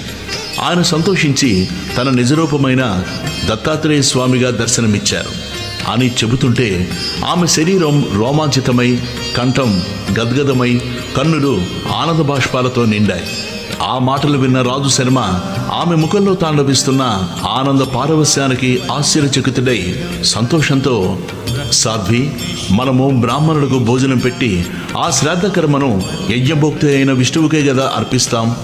అటువంటప్పుడు నీవు పెట్టిన భిక్ష భగవంతుడే స్వయంగా గ్రహించాడంటే అది మన మహద్భాగ్యం. అది కేవలం నీ విశ్వాస ఫలమే. నీవు చేసిన ఈ మంచి కార్యం వలన నీవేగాక అందరము కృతార్థులమయ్యాం. శ్రీ దత్తాత్రేయ స్వామి మధ్యాహ్న సమయంలో అనేక రూపాలలో భక్తులను ఉద్ధరించడానికై అతిథి వలె సంచరిస్తుంటాడని విన్నాం.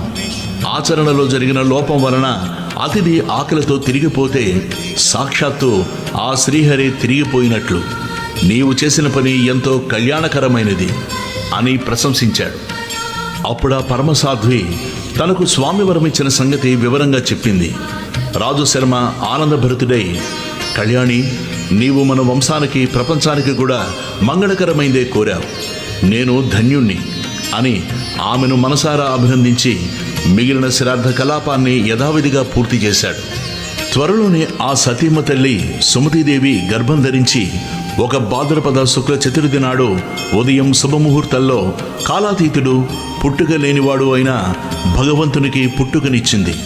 దైవజ్ఞులు ఆ శిశువు యొక్క జన్మలగ్నము, గ్రహస్థితి గణించి సాక్షాత్తు కల్పవృక్షమే వారింట వెలిసిందని, సాక్షాత్తు దత్తాత్రేయుడే అవతరించాడని అన్నారు. రాజు శర్మకు కలిగిన అదృష్టాన్ని పూర్వం అత్రి మహర్షికి ప్రాప్తించిన మహద్భాగ్యంతో పోల్చారు. ఆ శిశువు పాదాలలో దివ్య చిహ్నాలు మొదలగునవి శుభలక్షణాలతోనూ అప్రతిమాన తేజస్సుతోనూ ప్రకాశిస్తుండడం వలన అతనికి శ్రీపాదుడు అని నామకరణం చేశారు. నామధారక అది కలియుగంలో శ్రీ దత్తాత్రేయ స్వామి యొక్క మొదటి అవతారం. పుట్టినది మొదలు శ్రీపాద స్వామి శుక్లపక్ష చంద్రుడిలాగా అందరికీ ఆహ్లాదాన్ని అందిస్తూ, ఆనందం చిందిస్తూ, ముద్దులు మూటగడుతూ పెరిగి 8 ఏండ్ల వాడయ్యాడు. అతడి ముద్దు ముచ్చటలు తల్లిదండ్రులేగాక ఆ ఊరి వారందరూ తనివితీరా అనుభవించారు. అతని పాదస్పర్శతో ఆ ఊరు, అతని జననము, బాల్య జీవితాల వలన ఆ పవిత్ర గోదావరి ప్రాంతము ఎంత ధన్యత పొందాయో చెప్పతరమా. 8వ ఏట అతని తల్లిదండ్రులు ఒక శుభముహూర్తంలో అతనికి ఉపనయనం చేశారు. సామాన్యంగా అటు తర్వాత వటువును తగిన గురువు వద్ద అధ్యయనం చేయిస్తే గాని వేదం రాదు. కానీ ఈ శ్రీపాద స్వామి తనకు ఉపనయనమైన మరుక్షణమే శిష్యులకు వేద పాఠాలు చెప్పి వెనుక శ్రీ దత్తాత్రేయ స్వామి సుమతీదేవికి ఇచ్చిన మాట యథార్థమని నిరూపించుకున్నాడు. ఇది ఆ భగవంతునికి తప్ప వేరొకరికి సాధ్యమా? ఇలా శ్రీపాదుడు 16 ఏండ్ల ప్రాయం గలవాడయ్యాడు. ఇంతలో రాజు శర్మ తన కుమారునికి వివాహం చేయాలని కన్యాన్వేషణ చేయసాగాడు. అది తెలిసి ఒకనాడు శ్రీపాద స్వామి తండ్రితో, నాయనా, నీవు నాకు వివాహం చేయడానికై తగిన కన్య కోసం అన్వేషించనవసరం లేదు. సర్వశుభ లక్షణాలు కలిగి నాకు తగిన కన్య సిద్ధంగా ఉన్నది. ఆమె పేరు యోగశ్రీ. నేను ఆమెను చేపట్టి సన్యాసినవుతాను. నేను శ్రీవల్లభుడను గనుక నాకు సంతానం లేకపోయినా నిత్యముక్తుడినే అని నిశ్చయంగా చెప్పాడు. ఆ తండ్రికి ఆ మాటలు మనస్తాపాన్ని కలిగించాయి.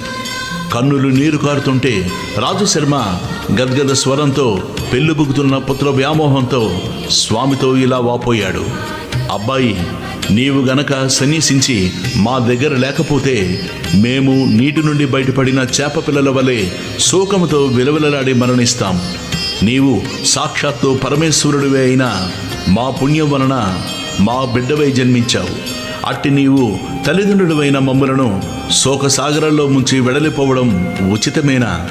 భగవంతుడవు, ధర్మగోప్తవు, ధర్మరక్షకుడు అయిన నీవే పుత్ర ధర్మాన్ని నిర్వహించుకుంటే ఎలా? నామధారక, ఈ దంపతులకు శ్రీపాద స్వామియేగాక కుంటివాడు, గుడ్డివాడు అయిన మరి 2 కొడుకులున్నారు గదా. రాజు శర్మ ఆ 2 శ్రీపాద స్వామి వద్దకు తెచ్చి, నాయనా, నిన్ను స్మరించిన చేతనే సంసార బంధం తొలగిపోతోంది. కానీ అవిటివారైన నీ సోదరులిద్దరినీ చూసినప్పుడు మాత్రం మాకు మరలా ఈ సంసార బంధాలు పెనవేసుకుంటాయి. వీరితో మా గతి ఏమి అని దుఃఖించాడు. సుమతీదేవి కూడా పొరలుకొస్తున్న దుఃఖం అణుచుకుంటూ శ్రీపాదుని సమాధానం కోసం ఎంతో ఆర్తితో ఎదురు చూచింది. వారి బాధను గుర్తించిన శ్రీపాద స్వామి అన్నలిద్దరినీ తన అమృత హస్తంతో స్పృశించాడు. సంజీవిని స్పర్శ చేత చనిపోయిన వారికి ప్రాణముచ్చినట్లు స్వామి స్పర్శ చేత తక్షణమే వారిద్దరూ పాద నేత్రవంతులై సుందర సుకుమారమైన రూపాలతో ప్రకాశించసాగారు. సర్వతంత్ర స్వతంత్రుడు, సకల జగన్నియామకుడు అయిన భగవంతుని మహిమకు సాధ్యాసాధ్యాలు లేవు. ఈ అద్భుత సన్నివేశం కన్నులారా చూసిన ఆ తల్లిదండ్రులకు శ్రీపాదుడు కేవలం తమ పుత్రుడన్న భ్రాంతి పటాపంచరైంది. అతడు లేని చోట లేదు గనక అతడు తమ దగ్గర లేకుండా పోతాడన్న వ్యామోహం అంతరించింది. ఈ ప్రపంచమంతా తన సంతానమే అయిన ఆ ప్రభువును తమ పుత్రుడిని భ్రమించి ఎంట కట్టిపెట్టుకోవడం అపరాధమని తోచి సుమతీదేవి స్వామినిలా ప్రార్థించింది. ప్రభు, నీవు నా పుత్రుడివని భ్రమించాను. నీకు పాలిచ్చి పెంచడం వలన నీవు సర్వలోకాలను పాలించే జగన్మాతకు ప్రభువన్న సంగతి మరిచాను. అనంతకోటి బ్రహ్మాండాలు నీ అందే ఇమిడి ఉన్నాయి. నా భ్రాంతి తొలగించు. అప్పుడు ఆయన తన యథార్థ రూపాన్ని తల్లికి మరొకసారి దర్శింపజేశాడు. ఆ దివ్య మనోహర మంగళ సుకుమార సుందరమూర్తి ఆమె చూస్తుండగానే కోటి సూర్యుల కాంతితో, కోటి చంద్రుల చల్లదనంతో చూచేవారి దేహాలలోని ప్రతి అణువును అమృతంతో ముంచివేసేలా దర్శనమైంది. అప్పుడు స్వామి అన్నాడు, అమ్మా, నీవిప్పుడు దర్శించిన రూపాన్ని నిరంతరము ధ్యానిస్తుండు. త్వరలో నీవు ఆ అజ్ఞానాంధకారాన్ని దాటి నా సాయుధ్యం పొందగలవు. ఈ కొడుకులిద్దరూ నూరేండ్లు సుఖంగా జీవించి మిమ్మలను భక్తితో సేవిస్తారు. వీరికి విద్య, సంపద, కొడుకులు, మనుమలు అన్నీ పుష్కలంగా సమకూరుతాయి. వీరు కూడా లోకవంద్యులవుతారు. ఆ సోదరులిద్దరూ శ్రీపాద స్వామిని భక్తితో స్తుతిస్తుంటే వారితో ఆయన, మీరు తల్లిదండ్రుల్ని ప్రత్యక్ష దైవాలుగా భావించి సేవించి తరించండి, నేను సన్యసించాలి అని చెప్పి తన తల్లిదండ్రులకు ముమ్మారు ప్రదక్షిణం చేసి వారి అనుజ్ఞ తీసుకుని వెంటనే సన్యసించి పాదచారి అయి ద్వారక, కాశీ, బృందావనం మొదలైన క్షేత్రాలు దర్శిస్తూ బదిరీ వెళ్ళి అటు తర్వాత గోకర్ణ క్షేత్రానికి చేరాడు. అక్కడ మహాబలేశ్వరలింగ రూపంలో సాక్షాత్తు శంకరుడే నివసిస్తుంటాడు. ఆ లింగాన్ని ప్రతిష్ఠించిన వారు గణేశ్వరుడు. ఆ క్షేత్రం సజ్జనులకు నెలవు. అందువలనే ఆ క్షేత్రాన్ని, సజ్జనులను ఉద్ధరించడానికై శ్రీపాదస్వామి అక్కడకు వెళ్ళారు అని సిద్ధుడు చెప్పారు. ఓం శ్రీ దత్తాయ గురువే నమః. శ్రీ శ్రీపాద శ్రీవల్లభాయ నమః. శ్రీ నృసింహ సరస్వత్యై నమః. శ్రీపాద వల్లభ దిగం శ్రీ గురు చరిత్ర అధ్యాయం 6. మహేశ్వర శ్రీపాద ఓం శ్రీ గణేశాయ నమః. ఓం శ్రీ సరస్వతీదేవియే నమః. ఓం శ్రీ గురుభ్యో నమః. ప్రస్తావన: సూక్ష్మరూపి అయిన జీవుడు మాతృగర్భంలో ప్రవేశించి తల్లి శరీరం చేత సంపాదించబడిన అన్నరసంతో తన దేహం నిర్మిస్తాడు. తర్వాత దానిని కేంద్రంగా తీసుకొని తన జీవనాన్ని సాగిస్తాడు. అలానే కేవలం చైతన్య స్వరూపుడైన పురుషుడు ప్రకృతి సహాయంతో ఈ సృష్టి రచన చేస్తాడు. అలా ఏర్పడిన మానవ దేహంలోని కొన్ని కీలక స్థానాలలో ప్రాణశక్తి ప్రత్యేకంగా కేంద్రీకృతమై ఉన్నట్లే ఈ భూమి మీద కూడా కొన్ని క్షేత్రాలు ప్రత్యేకమైన ఆధ్యాత్మిక శక్తి కేంద్రాలుగా ఏర్పడతాయి. వాటిని పుణ్యక్షేత్రాలంటాం. ఆయా శరీర కేంద్రాలలో రక్త కణాల ద్వారా శరీరగత ధాతువులన్నీ వాటి మాలిన్యాన్ని పరిత్యజించి పవిత్రమైనట్లు భూమి మీద మానవాళి కూడా ఆ క్షేత్రాలను దర్శించి పవిత్రులవుతారు. నిరంతరం ఇట్టి క్రియ జరగడం వలన శరీరగత కేంద్రాలు కాలగతిలను సంచరించి మిగిలిన శరీరమంతటిలాగే శిథిలమవుతూ ప్రాణశక్తి చేత మరలా పునరుజ్జీవనం చేయబడుతూ ఉంటాయి. అలానే అసంఖ్యాకులైన మానవులను ఆధ్యాత్మికంగా పరిశుద్ధం చేసే పుణ్యక్షేత్రాలు కూడా కాలగతిలో మరణమవుతాయి. అప్పుడు సిద్ధపురుషులు వాటిని దర్శించి పునరుజ్జీవనం చేస్తారు. తీర్థ కురుత్వంతి తీర్థత్వాన్ని పునఃప్రతిష్ఠిస్తారు అని శాస్త్రాలు చెబుతాయి. అలానే శ్రీపాదస్వామి చేత పవిత్రం చేయబడిన ఒక క్షేత్రం గురించి ఈ అధ్యాయం చెబుతోంది. అటువంటి క్షేత్రం దర్శించినప్పుడు దానిని పునరుద్ధరించిన శ్రీపాదస్వామి యొక్క లీలను, ఆ క్షేత్రవాసాన్ని స్మరించాలి. అటువంటి అవతార పురుషులు ఈ క్షేత్రంలో కొద్ది కాలమున్నా అటు తర్వాత సూక్ష్మ రూపంలో వారెల్లప్పుడూ అక్కడ ఉంటారని గుర్తుంచుకోవాలి. 6-7 అధ్యాయాలు ఈ విషయాన్ని వివరించాయి. అప్పుడు నామధారకుడు ఇలా అన్నాడు: స్వామి, కాశీ, బదరి, కేదారం వంటి క్షేత్రాలు ప్రసిద్ధమైనందువలన శ్రీపాద స్వామి అక్కడికి వెళ్ళారు. కానీ వారు గోకర్ణానికి వచ్చారని మీరు చెప్పారు. ఆ క్షేత్ర ప్రాధాన్యత కాస్త వివరించండి స్వామి. దానికి సిద్ధుడిలా చెప్పారు: పూర్వం రావణాసురుడి తల్లి కైకసి కైలాసాన్ని పొందగోరి నిత్యము మట్టితో చేసిన శివలింగాన్ని పూజిస్తుండేది. బలగర్వితుడైన రావణుడు అది చూచి శంకరునితో కూడా కైలాస పర్వతాన్ని తెచ్చి తన తల్లికి సమర్పించాలనుకున్నాడు. అతడు అక్కడకు వెళ్ళి తన శక్తినంతా ప్రయోగించి ఆ పర్వతాన్ని నెత్తికెత్తుకున్నాడు. అప్పుడు భూమి కంపించిపోయింది. లోకాలన్నీ అకాల ప్రళయంలో నశిస్తాయని తలచి అట్టి ఆపదను నివారించమని పార్వతీదేవి శివుణ్ణి ప్రార్థించింది. శివుడు రావణాసురుణ్ణి కైలాస పర్వతం కింద అణిగిపోయేటట్లు తొక్కాడు. అప్పుడు రావణుడు ప్రాణాపాయంలో పడి దీనాతి దీనంగా శంకరుణ్ణి ధ్యానించాడు. కరుణా సముద్రుడైన కైలాసపతి అతని ధ్యానానికి ప్రసన్నుడై రావణుణ్ణి లేవనెత్తాడు. అప్పుడు రావణుడు రాగయుక్తంగా సుస్వరంగా మధురగానం చేశాడు. మనోహరమైన అతని గానానికి ప్రీతి చెందిన శంకరుడు అతనిని వరం కోరుకోమన్నాడు. అప్పుడు ఆ రాక్షసరాజు, దేవా, బంగారంతో చేయబడిన నా లంకాపురం వంటిది ఇంకెవరికి లభించేది కాదు. సాక్షాత్తు లక్ష్మీదేవియే నాకు దాసి, చతుర్ముఖుడైన బ్రహ్మే నా జ్యోతిష్కుడు, యమధర్మరాజు నా సేవకుడు, సర్వదేవతలు నా పరిచారకులు. అటువంటి నాకు ఎక్కడ ఏది దుర్లభం కాదు. ఇప్పుడు నా తల్లి కోరిక ప్రకారం కైలాస పర్వతాన్ని తీసుకుపోదామని వచ్చాను. శంకర, నీవు వరమీదలుచుకుంటే నేను ఈ కైలాసాన్ని నీతో సహా లంకకు తీసుకుపోయేలా అనుగ్రహించు అని కోరాడు. అప్పుడు కైలాసపతి, రావణ, ఈ కైలాస పర్వతంతో ఏమి సాధిస్తావు? దానిని మించిన నా ఆత్మలింగం ప్రసాదిస్తాను. దీని వలన నీవు నా అంతటి వాడవవుతావు. నీ లంకానగరమే కైలాసమంతటి శ్రేష్టమవుతుంది అని అతనికి ఆత్మలింగం అనుగ్రహించాడు. దానిని తీసుకుని సంతోషంతో రావణుడు లంకకు బయలుదేరాడు. ఇదంతా చూసిన నారదుడు ఈ వృత్తాంతం బ్రహ్మకు విష్ణువుకు విన్నవించాడు. ఆ ముగ్గురు శివుని దగ్గరకు వెళ్ళి, ఎంత పని చేశావు? రావణుడికి ఆత్మలింగం ఎందుకు ఇచ్చావు? సర్వ ప్రాణికోటికి కీటకప్రాయుడు, లోక భయంకరుడు అయిన రావణుడు నీ అంతటి వాడు కావడం తగునా అని వాపోయారు. అప్పుడు శంకరుడు అతని గానానికి పరవశించి ఆత్మలింగం ఇచ్చాను. వాడు ఇప్పటికీ ఇంకా లంక చేరి ఉండడు. ఉపాయం ఆలోచించు అని విష్ణువుతో చెప్పాడు. అది విని శ్రీహరి దుర్మార్గుణ్ణి మోసంతోనే జయించి ఎలాగైనా ఆత్మలింగాన్ని చేజిక్కించుకోమని నారదుణ్ణి గణపతిని ప్రేరేపించాడు. అప్పుడు దేవర్షి అయిన నారదుడు మనోవేగంతో రావణుని వద్దకు పోయి, రావణ, ఎక్కడి నుండి వస్తున్నావు? ఎక్కడికి పోతున్నావు అన్నాడు. రావణుడు శివుడి ప్రసన్నం చేసుకుని ఆత్మలింగాన్ని పొంది లంకకు పోతున్నాను అని దానిని చూపాడు. రావణుణ్ణి మాటలతో ఏమార్చాలని నారదుడు, రావణ, పూర్వం ఒక భయంకరమైన జంతువు అడవి దున్నులన్నిటినీ చంపుతుండేది.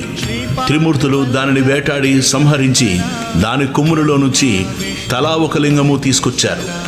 ఆ లింగాలనే వారు తమ ఆత్మలింగాలుగా భావించారు. ఈ లింగం తత్సంబంధమైంది కాబోలు. ఈ శివలింగం ఎంతో పవిత్రమైంది, సాక్షాత్తు శివ సాయుధ్యం ప్రసాదించగలదు అని దాని ప్రభావం వివరించబోయాడు. రావణుడు, మహర్షి, దీని ప్రభావం వినడానికి నాకిప్పుడు తీరిక లేదు, తొందరగా వెళ్ళాలి అన్నాడు. ఆ దేవర్షి, రావణ, సంధ్యా సమయం దాటిపోతున్నదే, నీవెలా వెళతావు అని అక్కడే కూర్చున్నాడు. ఇంతలో ఒక బ్రహ్మచారి వేషంలో గణపతి అక్కడికొచ్చాడు. అతనిని చూచి రావణుడు, నీవెవరు? ఎవరి పిల్లవాడు? ఎక్కడికి పోతున్నావు అని అడిగాడు. ఆ బ్రహ్మచారి, నేను ఉమాశంకరుల పుత్రుణ్ణి, నన్ను పోనివ్వు, నిన్ను చూస్తేనే నాకు భయమేస్తోంది అన్నాడు. అప్పుడు రావణుడు, ఓ బ్రహ్మచారి, నేను సంధ్యవార్చుకొని వచ్చే వరకు ఈ శివలింగాన్ని పట్టుకో. నాకు ఈ సహాయం చేస్తే నీకు సువర్ణమయమైన నా లంకాపట్టణం చూపిస్తాను. నీకిష్టమైతే అక్కడే హాయిగా ఉండవచ్చు అన్నాడు. ఆ వటువు, అమ్మో, ఇంత బరువైన శివలింగాన్ని నేనెంతసేపు మోయగలను? అయినా రాక్షస నివాసం చేత భయంకరమైన ఆ లంకాపురికి నేను రాను బాబు అన్నాడు. రావణుడు ఆ బ్రహ్మచారిని ప్రాధాయపడి శివుడిచ్చిన ఆత్మలింగాన్ని అతని చేతిలో పెట్టి సంధ్యోపాసనకై సమీపంలోని సముద్రం వద్దకు బయలుదేరాడు. ఆ బ్రహ్మచారి, రావణ, దీనిని మోయలేనప్పుడు ఎలుగెత్తి 3 సార్లు పిలుస్తాను. అప్పుడు నీవు రాకపోతే దీనిని ఇక్కడే స్థాపిస్తాను అన్నాడు. రావణుడు పక్కకు వెళ్ళిందే తడవుగా గణపతి అతనిని 3 సార్లు పిలిచి అతను రాని కారణంగా స్వర్గంలోని దేవతలందరూ చూస్తుండగా హరిని ధ్యానించి ఆ లింగాన్ని భూస్థాపితం చేశాడు. తరువాత రావణుడు తిరిగి వచ్చి పట్టరాని కోపంతో లింగాన్ని పెకిలింపజూశాడు. భూమి కంపించిందే గాని ఆ లింగం కొంచెమైనా కదల్లేదు. అందుకే దానికి మహాబలేశ్వర లింగమని పేరొచ్చింది. అది ఆవు చెవి ఆకారాన్ని పోలి ఉండడం వలన ఆ క్షేత్రానికి గోకర్ణమని పేరొచ్చింది. నామధారక దానిని భూకైలాసం అనవచ్చు. అక్కడ శివుడు సపరివారంగా నివసిస్తాడు. అందుకే అది సజ్జనులందరికీ ఆశ్రయమైంది. అక్కడ దేవర్షులు కూడా నివసిస్తారు. ఆ క్షేత్రంలో దేవర్షులు, రాక్షసులు, మానవులు, చివరకు పశుపక్షాదులు కూడా శివుని అనుగ్రహం వలన తమ అభిష్టాలను పొందారు. అంత పవిత్రమైన క్షేత్రం వేరొకటి లేదు అన్నాడు సిద్ధయోగి. శ్రీ దత్తాయ గురువే నమః. శ్రీ శ్రీపాదవల్లభాయ నమః. శ్రీ నృసింహ సరస్వతి అయి నమః. ఓం శ్రీ గణేశాయ నమః. శ్రీ సరస్వతీదేవియే నమః. శ్రీ గురుభ్యో నమః. శ్రీ గురు చరిత్ర అధ్యాయం 7.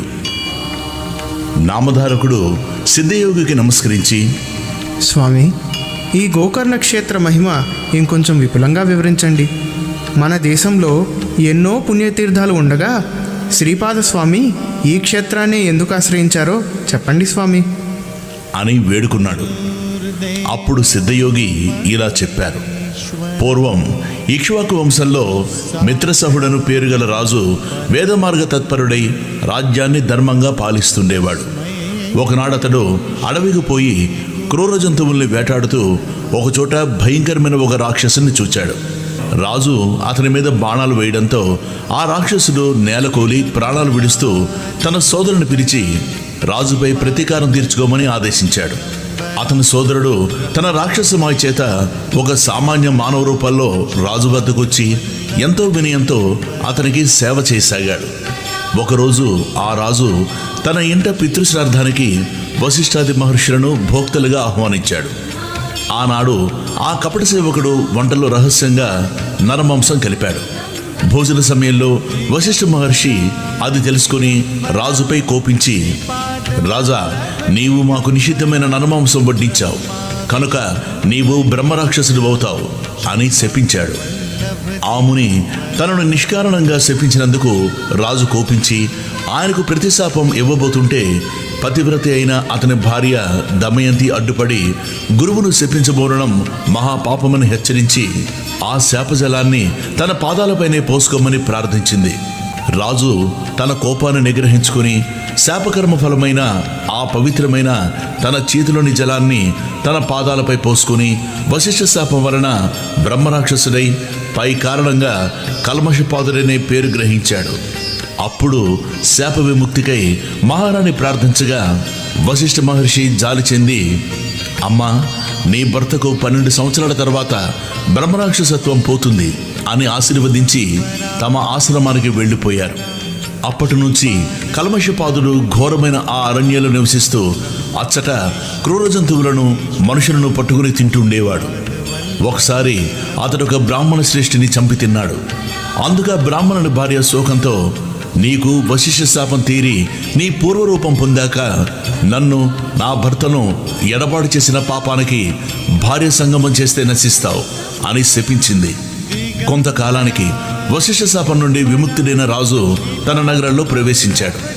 అతని రాకకై భార్య ఎంతో ఆతృతతో ఎదురు చూస్తున్నది. ఆమెను చూస్తూనే రాజు కన్నీటితో తనకు కొత్తగా సంక్రమించిన బ్రాహ్మణ పత్ని శాపం గురించి చెప్పాడు. భార్యాభర్తలిద్దరూ ఖిన్నులై ఆ శాప విముక్తికై తీర్థయాత్రలు చేశారు.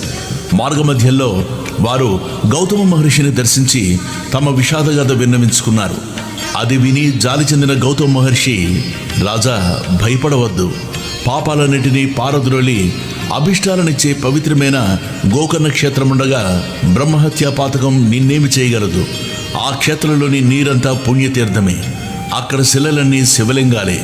ఆ పవిత్ర క్షేత్రాల్లో మానవులకు పొందరానిదేమున్నది? ఆ క్షేత్ర మహత్యాన్ని తెలిపే విషయం ఒకటి నేనక్కడ చూచినది చెబుతాను.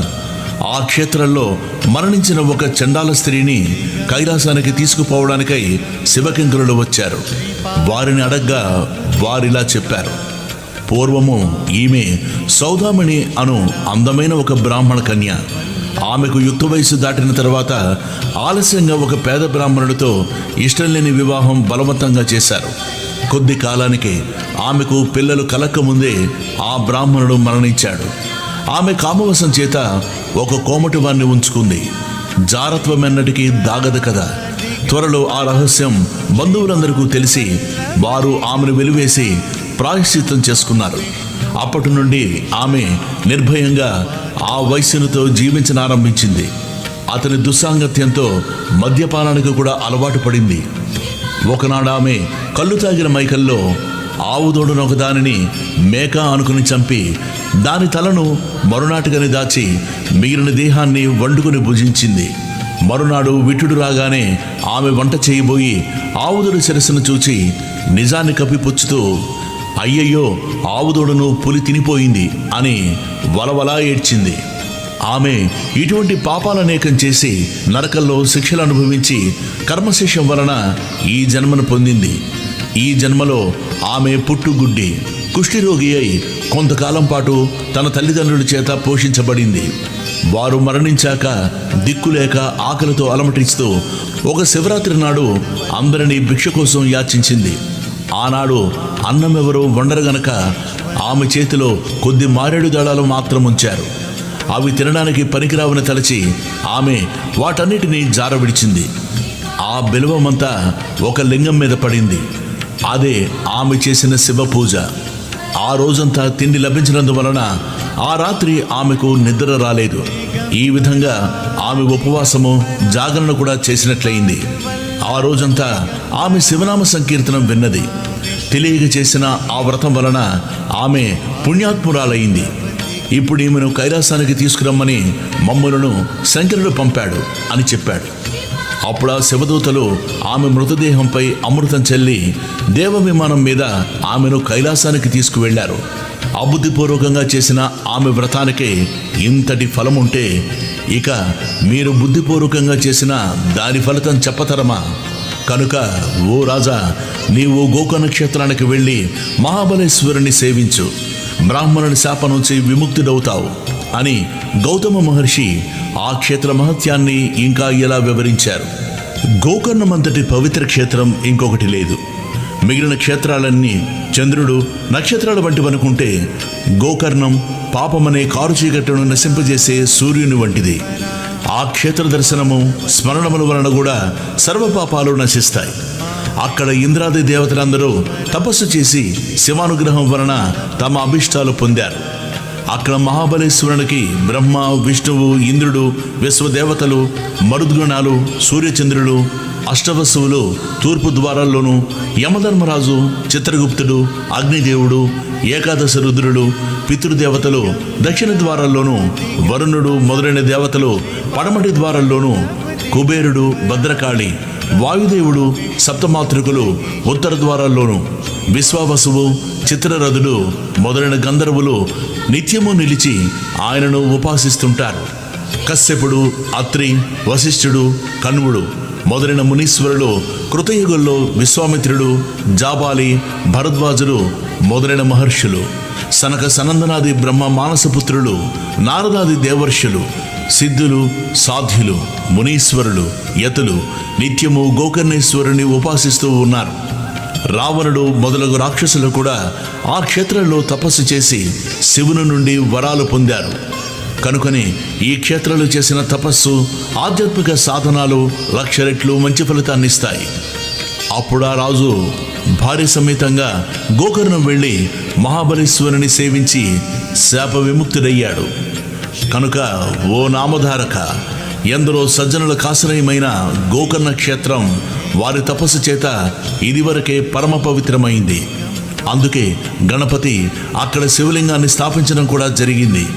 అందుకే సాధుజీవుడైన శ్రీపాద స్వామి కూడా ఆ క్షేత్రాన్ని దర్శించి అక్కడ 3 సంవత్సరాల నుండి ఆ క్షేత్ర మహత్యాన్ని పునరుద్ధరించారు. తరువాత ఆయన కృష్ణా తీరంలోని కురువపురానికి వెళ్ళి అక్కడ తమ స్థూల రూపాన్ని మరుగుపరిచారు. శ్రీ దత్తాయ గురువే నమః, శ్రీ శ్రీపాద శ్రీవల్లభాయ నమః, శ్రీ నృసింహ సరస్వత్యై నమః.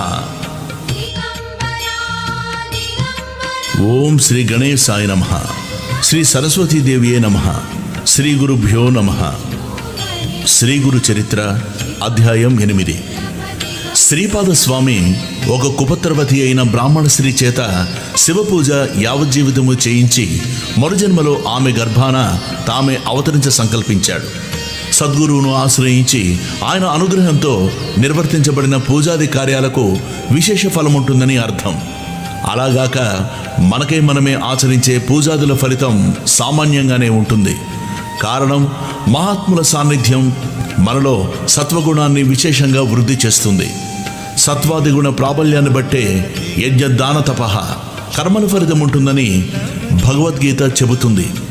అందుకే తత్వదర్శి అయిన సద్గురువును ముముక్షువులు ఆశ్రయించి తీరాలని భగవద్గీతకు హృదయమని చెప్పదగిన తద్విద్ది ప్రణిపాతైన అన్న శ్లోకం చెబుతుంది.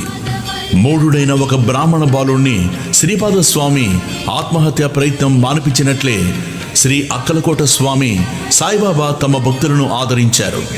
తర్వాత శ్రీపాద స్వామి హస్తమస్తక యోగం చేత త్రుటిలో ఆ మూఢ బాలుణ్ణి వేదాంగ పారంగతుని చేసిన లీల కూడా అతిశయోక్తి కాదు. దత్తాత్రేయ స్వరూపమైన శ్రీస్వామి సమర్థుల జీవిత చరిత్ర 1856, 1876లో అట్టి లీల ఉండడం గమనార్హం. శ్రీపాద స్వామి చేసిన ఇట్టి అద్భుత లీలల్ని 8, 9, 10 అధ్యాయాలలో చూడవచ్చు. కథారంభం. నామధారకుడు స్వామి, శ్రీపాద శ్రీవల్లభులు గోకర్ణ క్షేత్రంలో ఎంతకాలం ఉన్నారు? అసలు భగవతవతారమైన ఆయనకు పుణ్యక్షేత్ర సందర్శనం చేయవలసిన పని ఏమి? నాకు ఈ సందేహ నివృత్తి చేసి అటుపై శ్రీపాద స్వామి చరిత్రను తెలపండి స్వామి.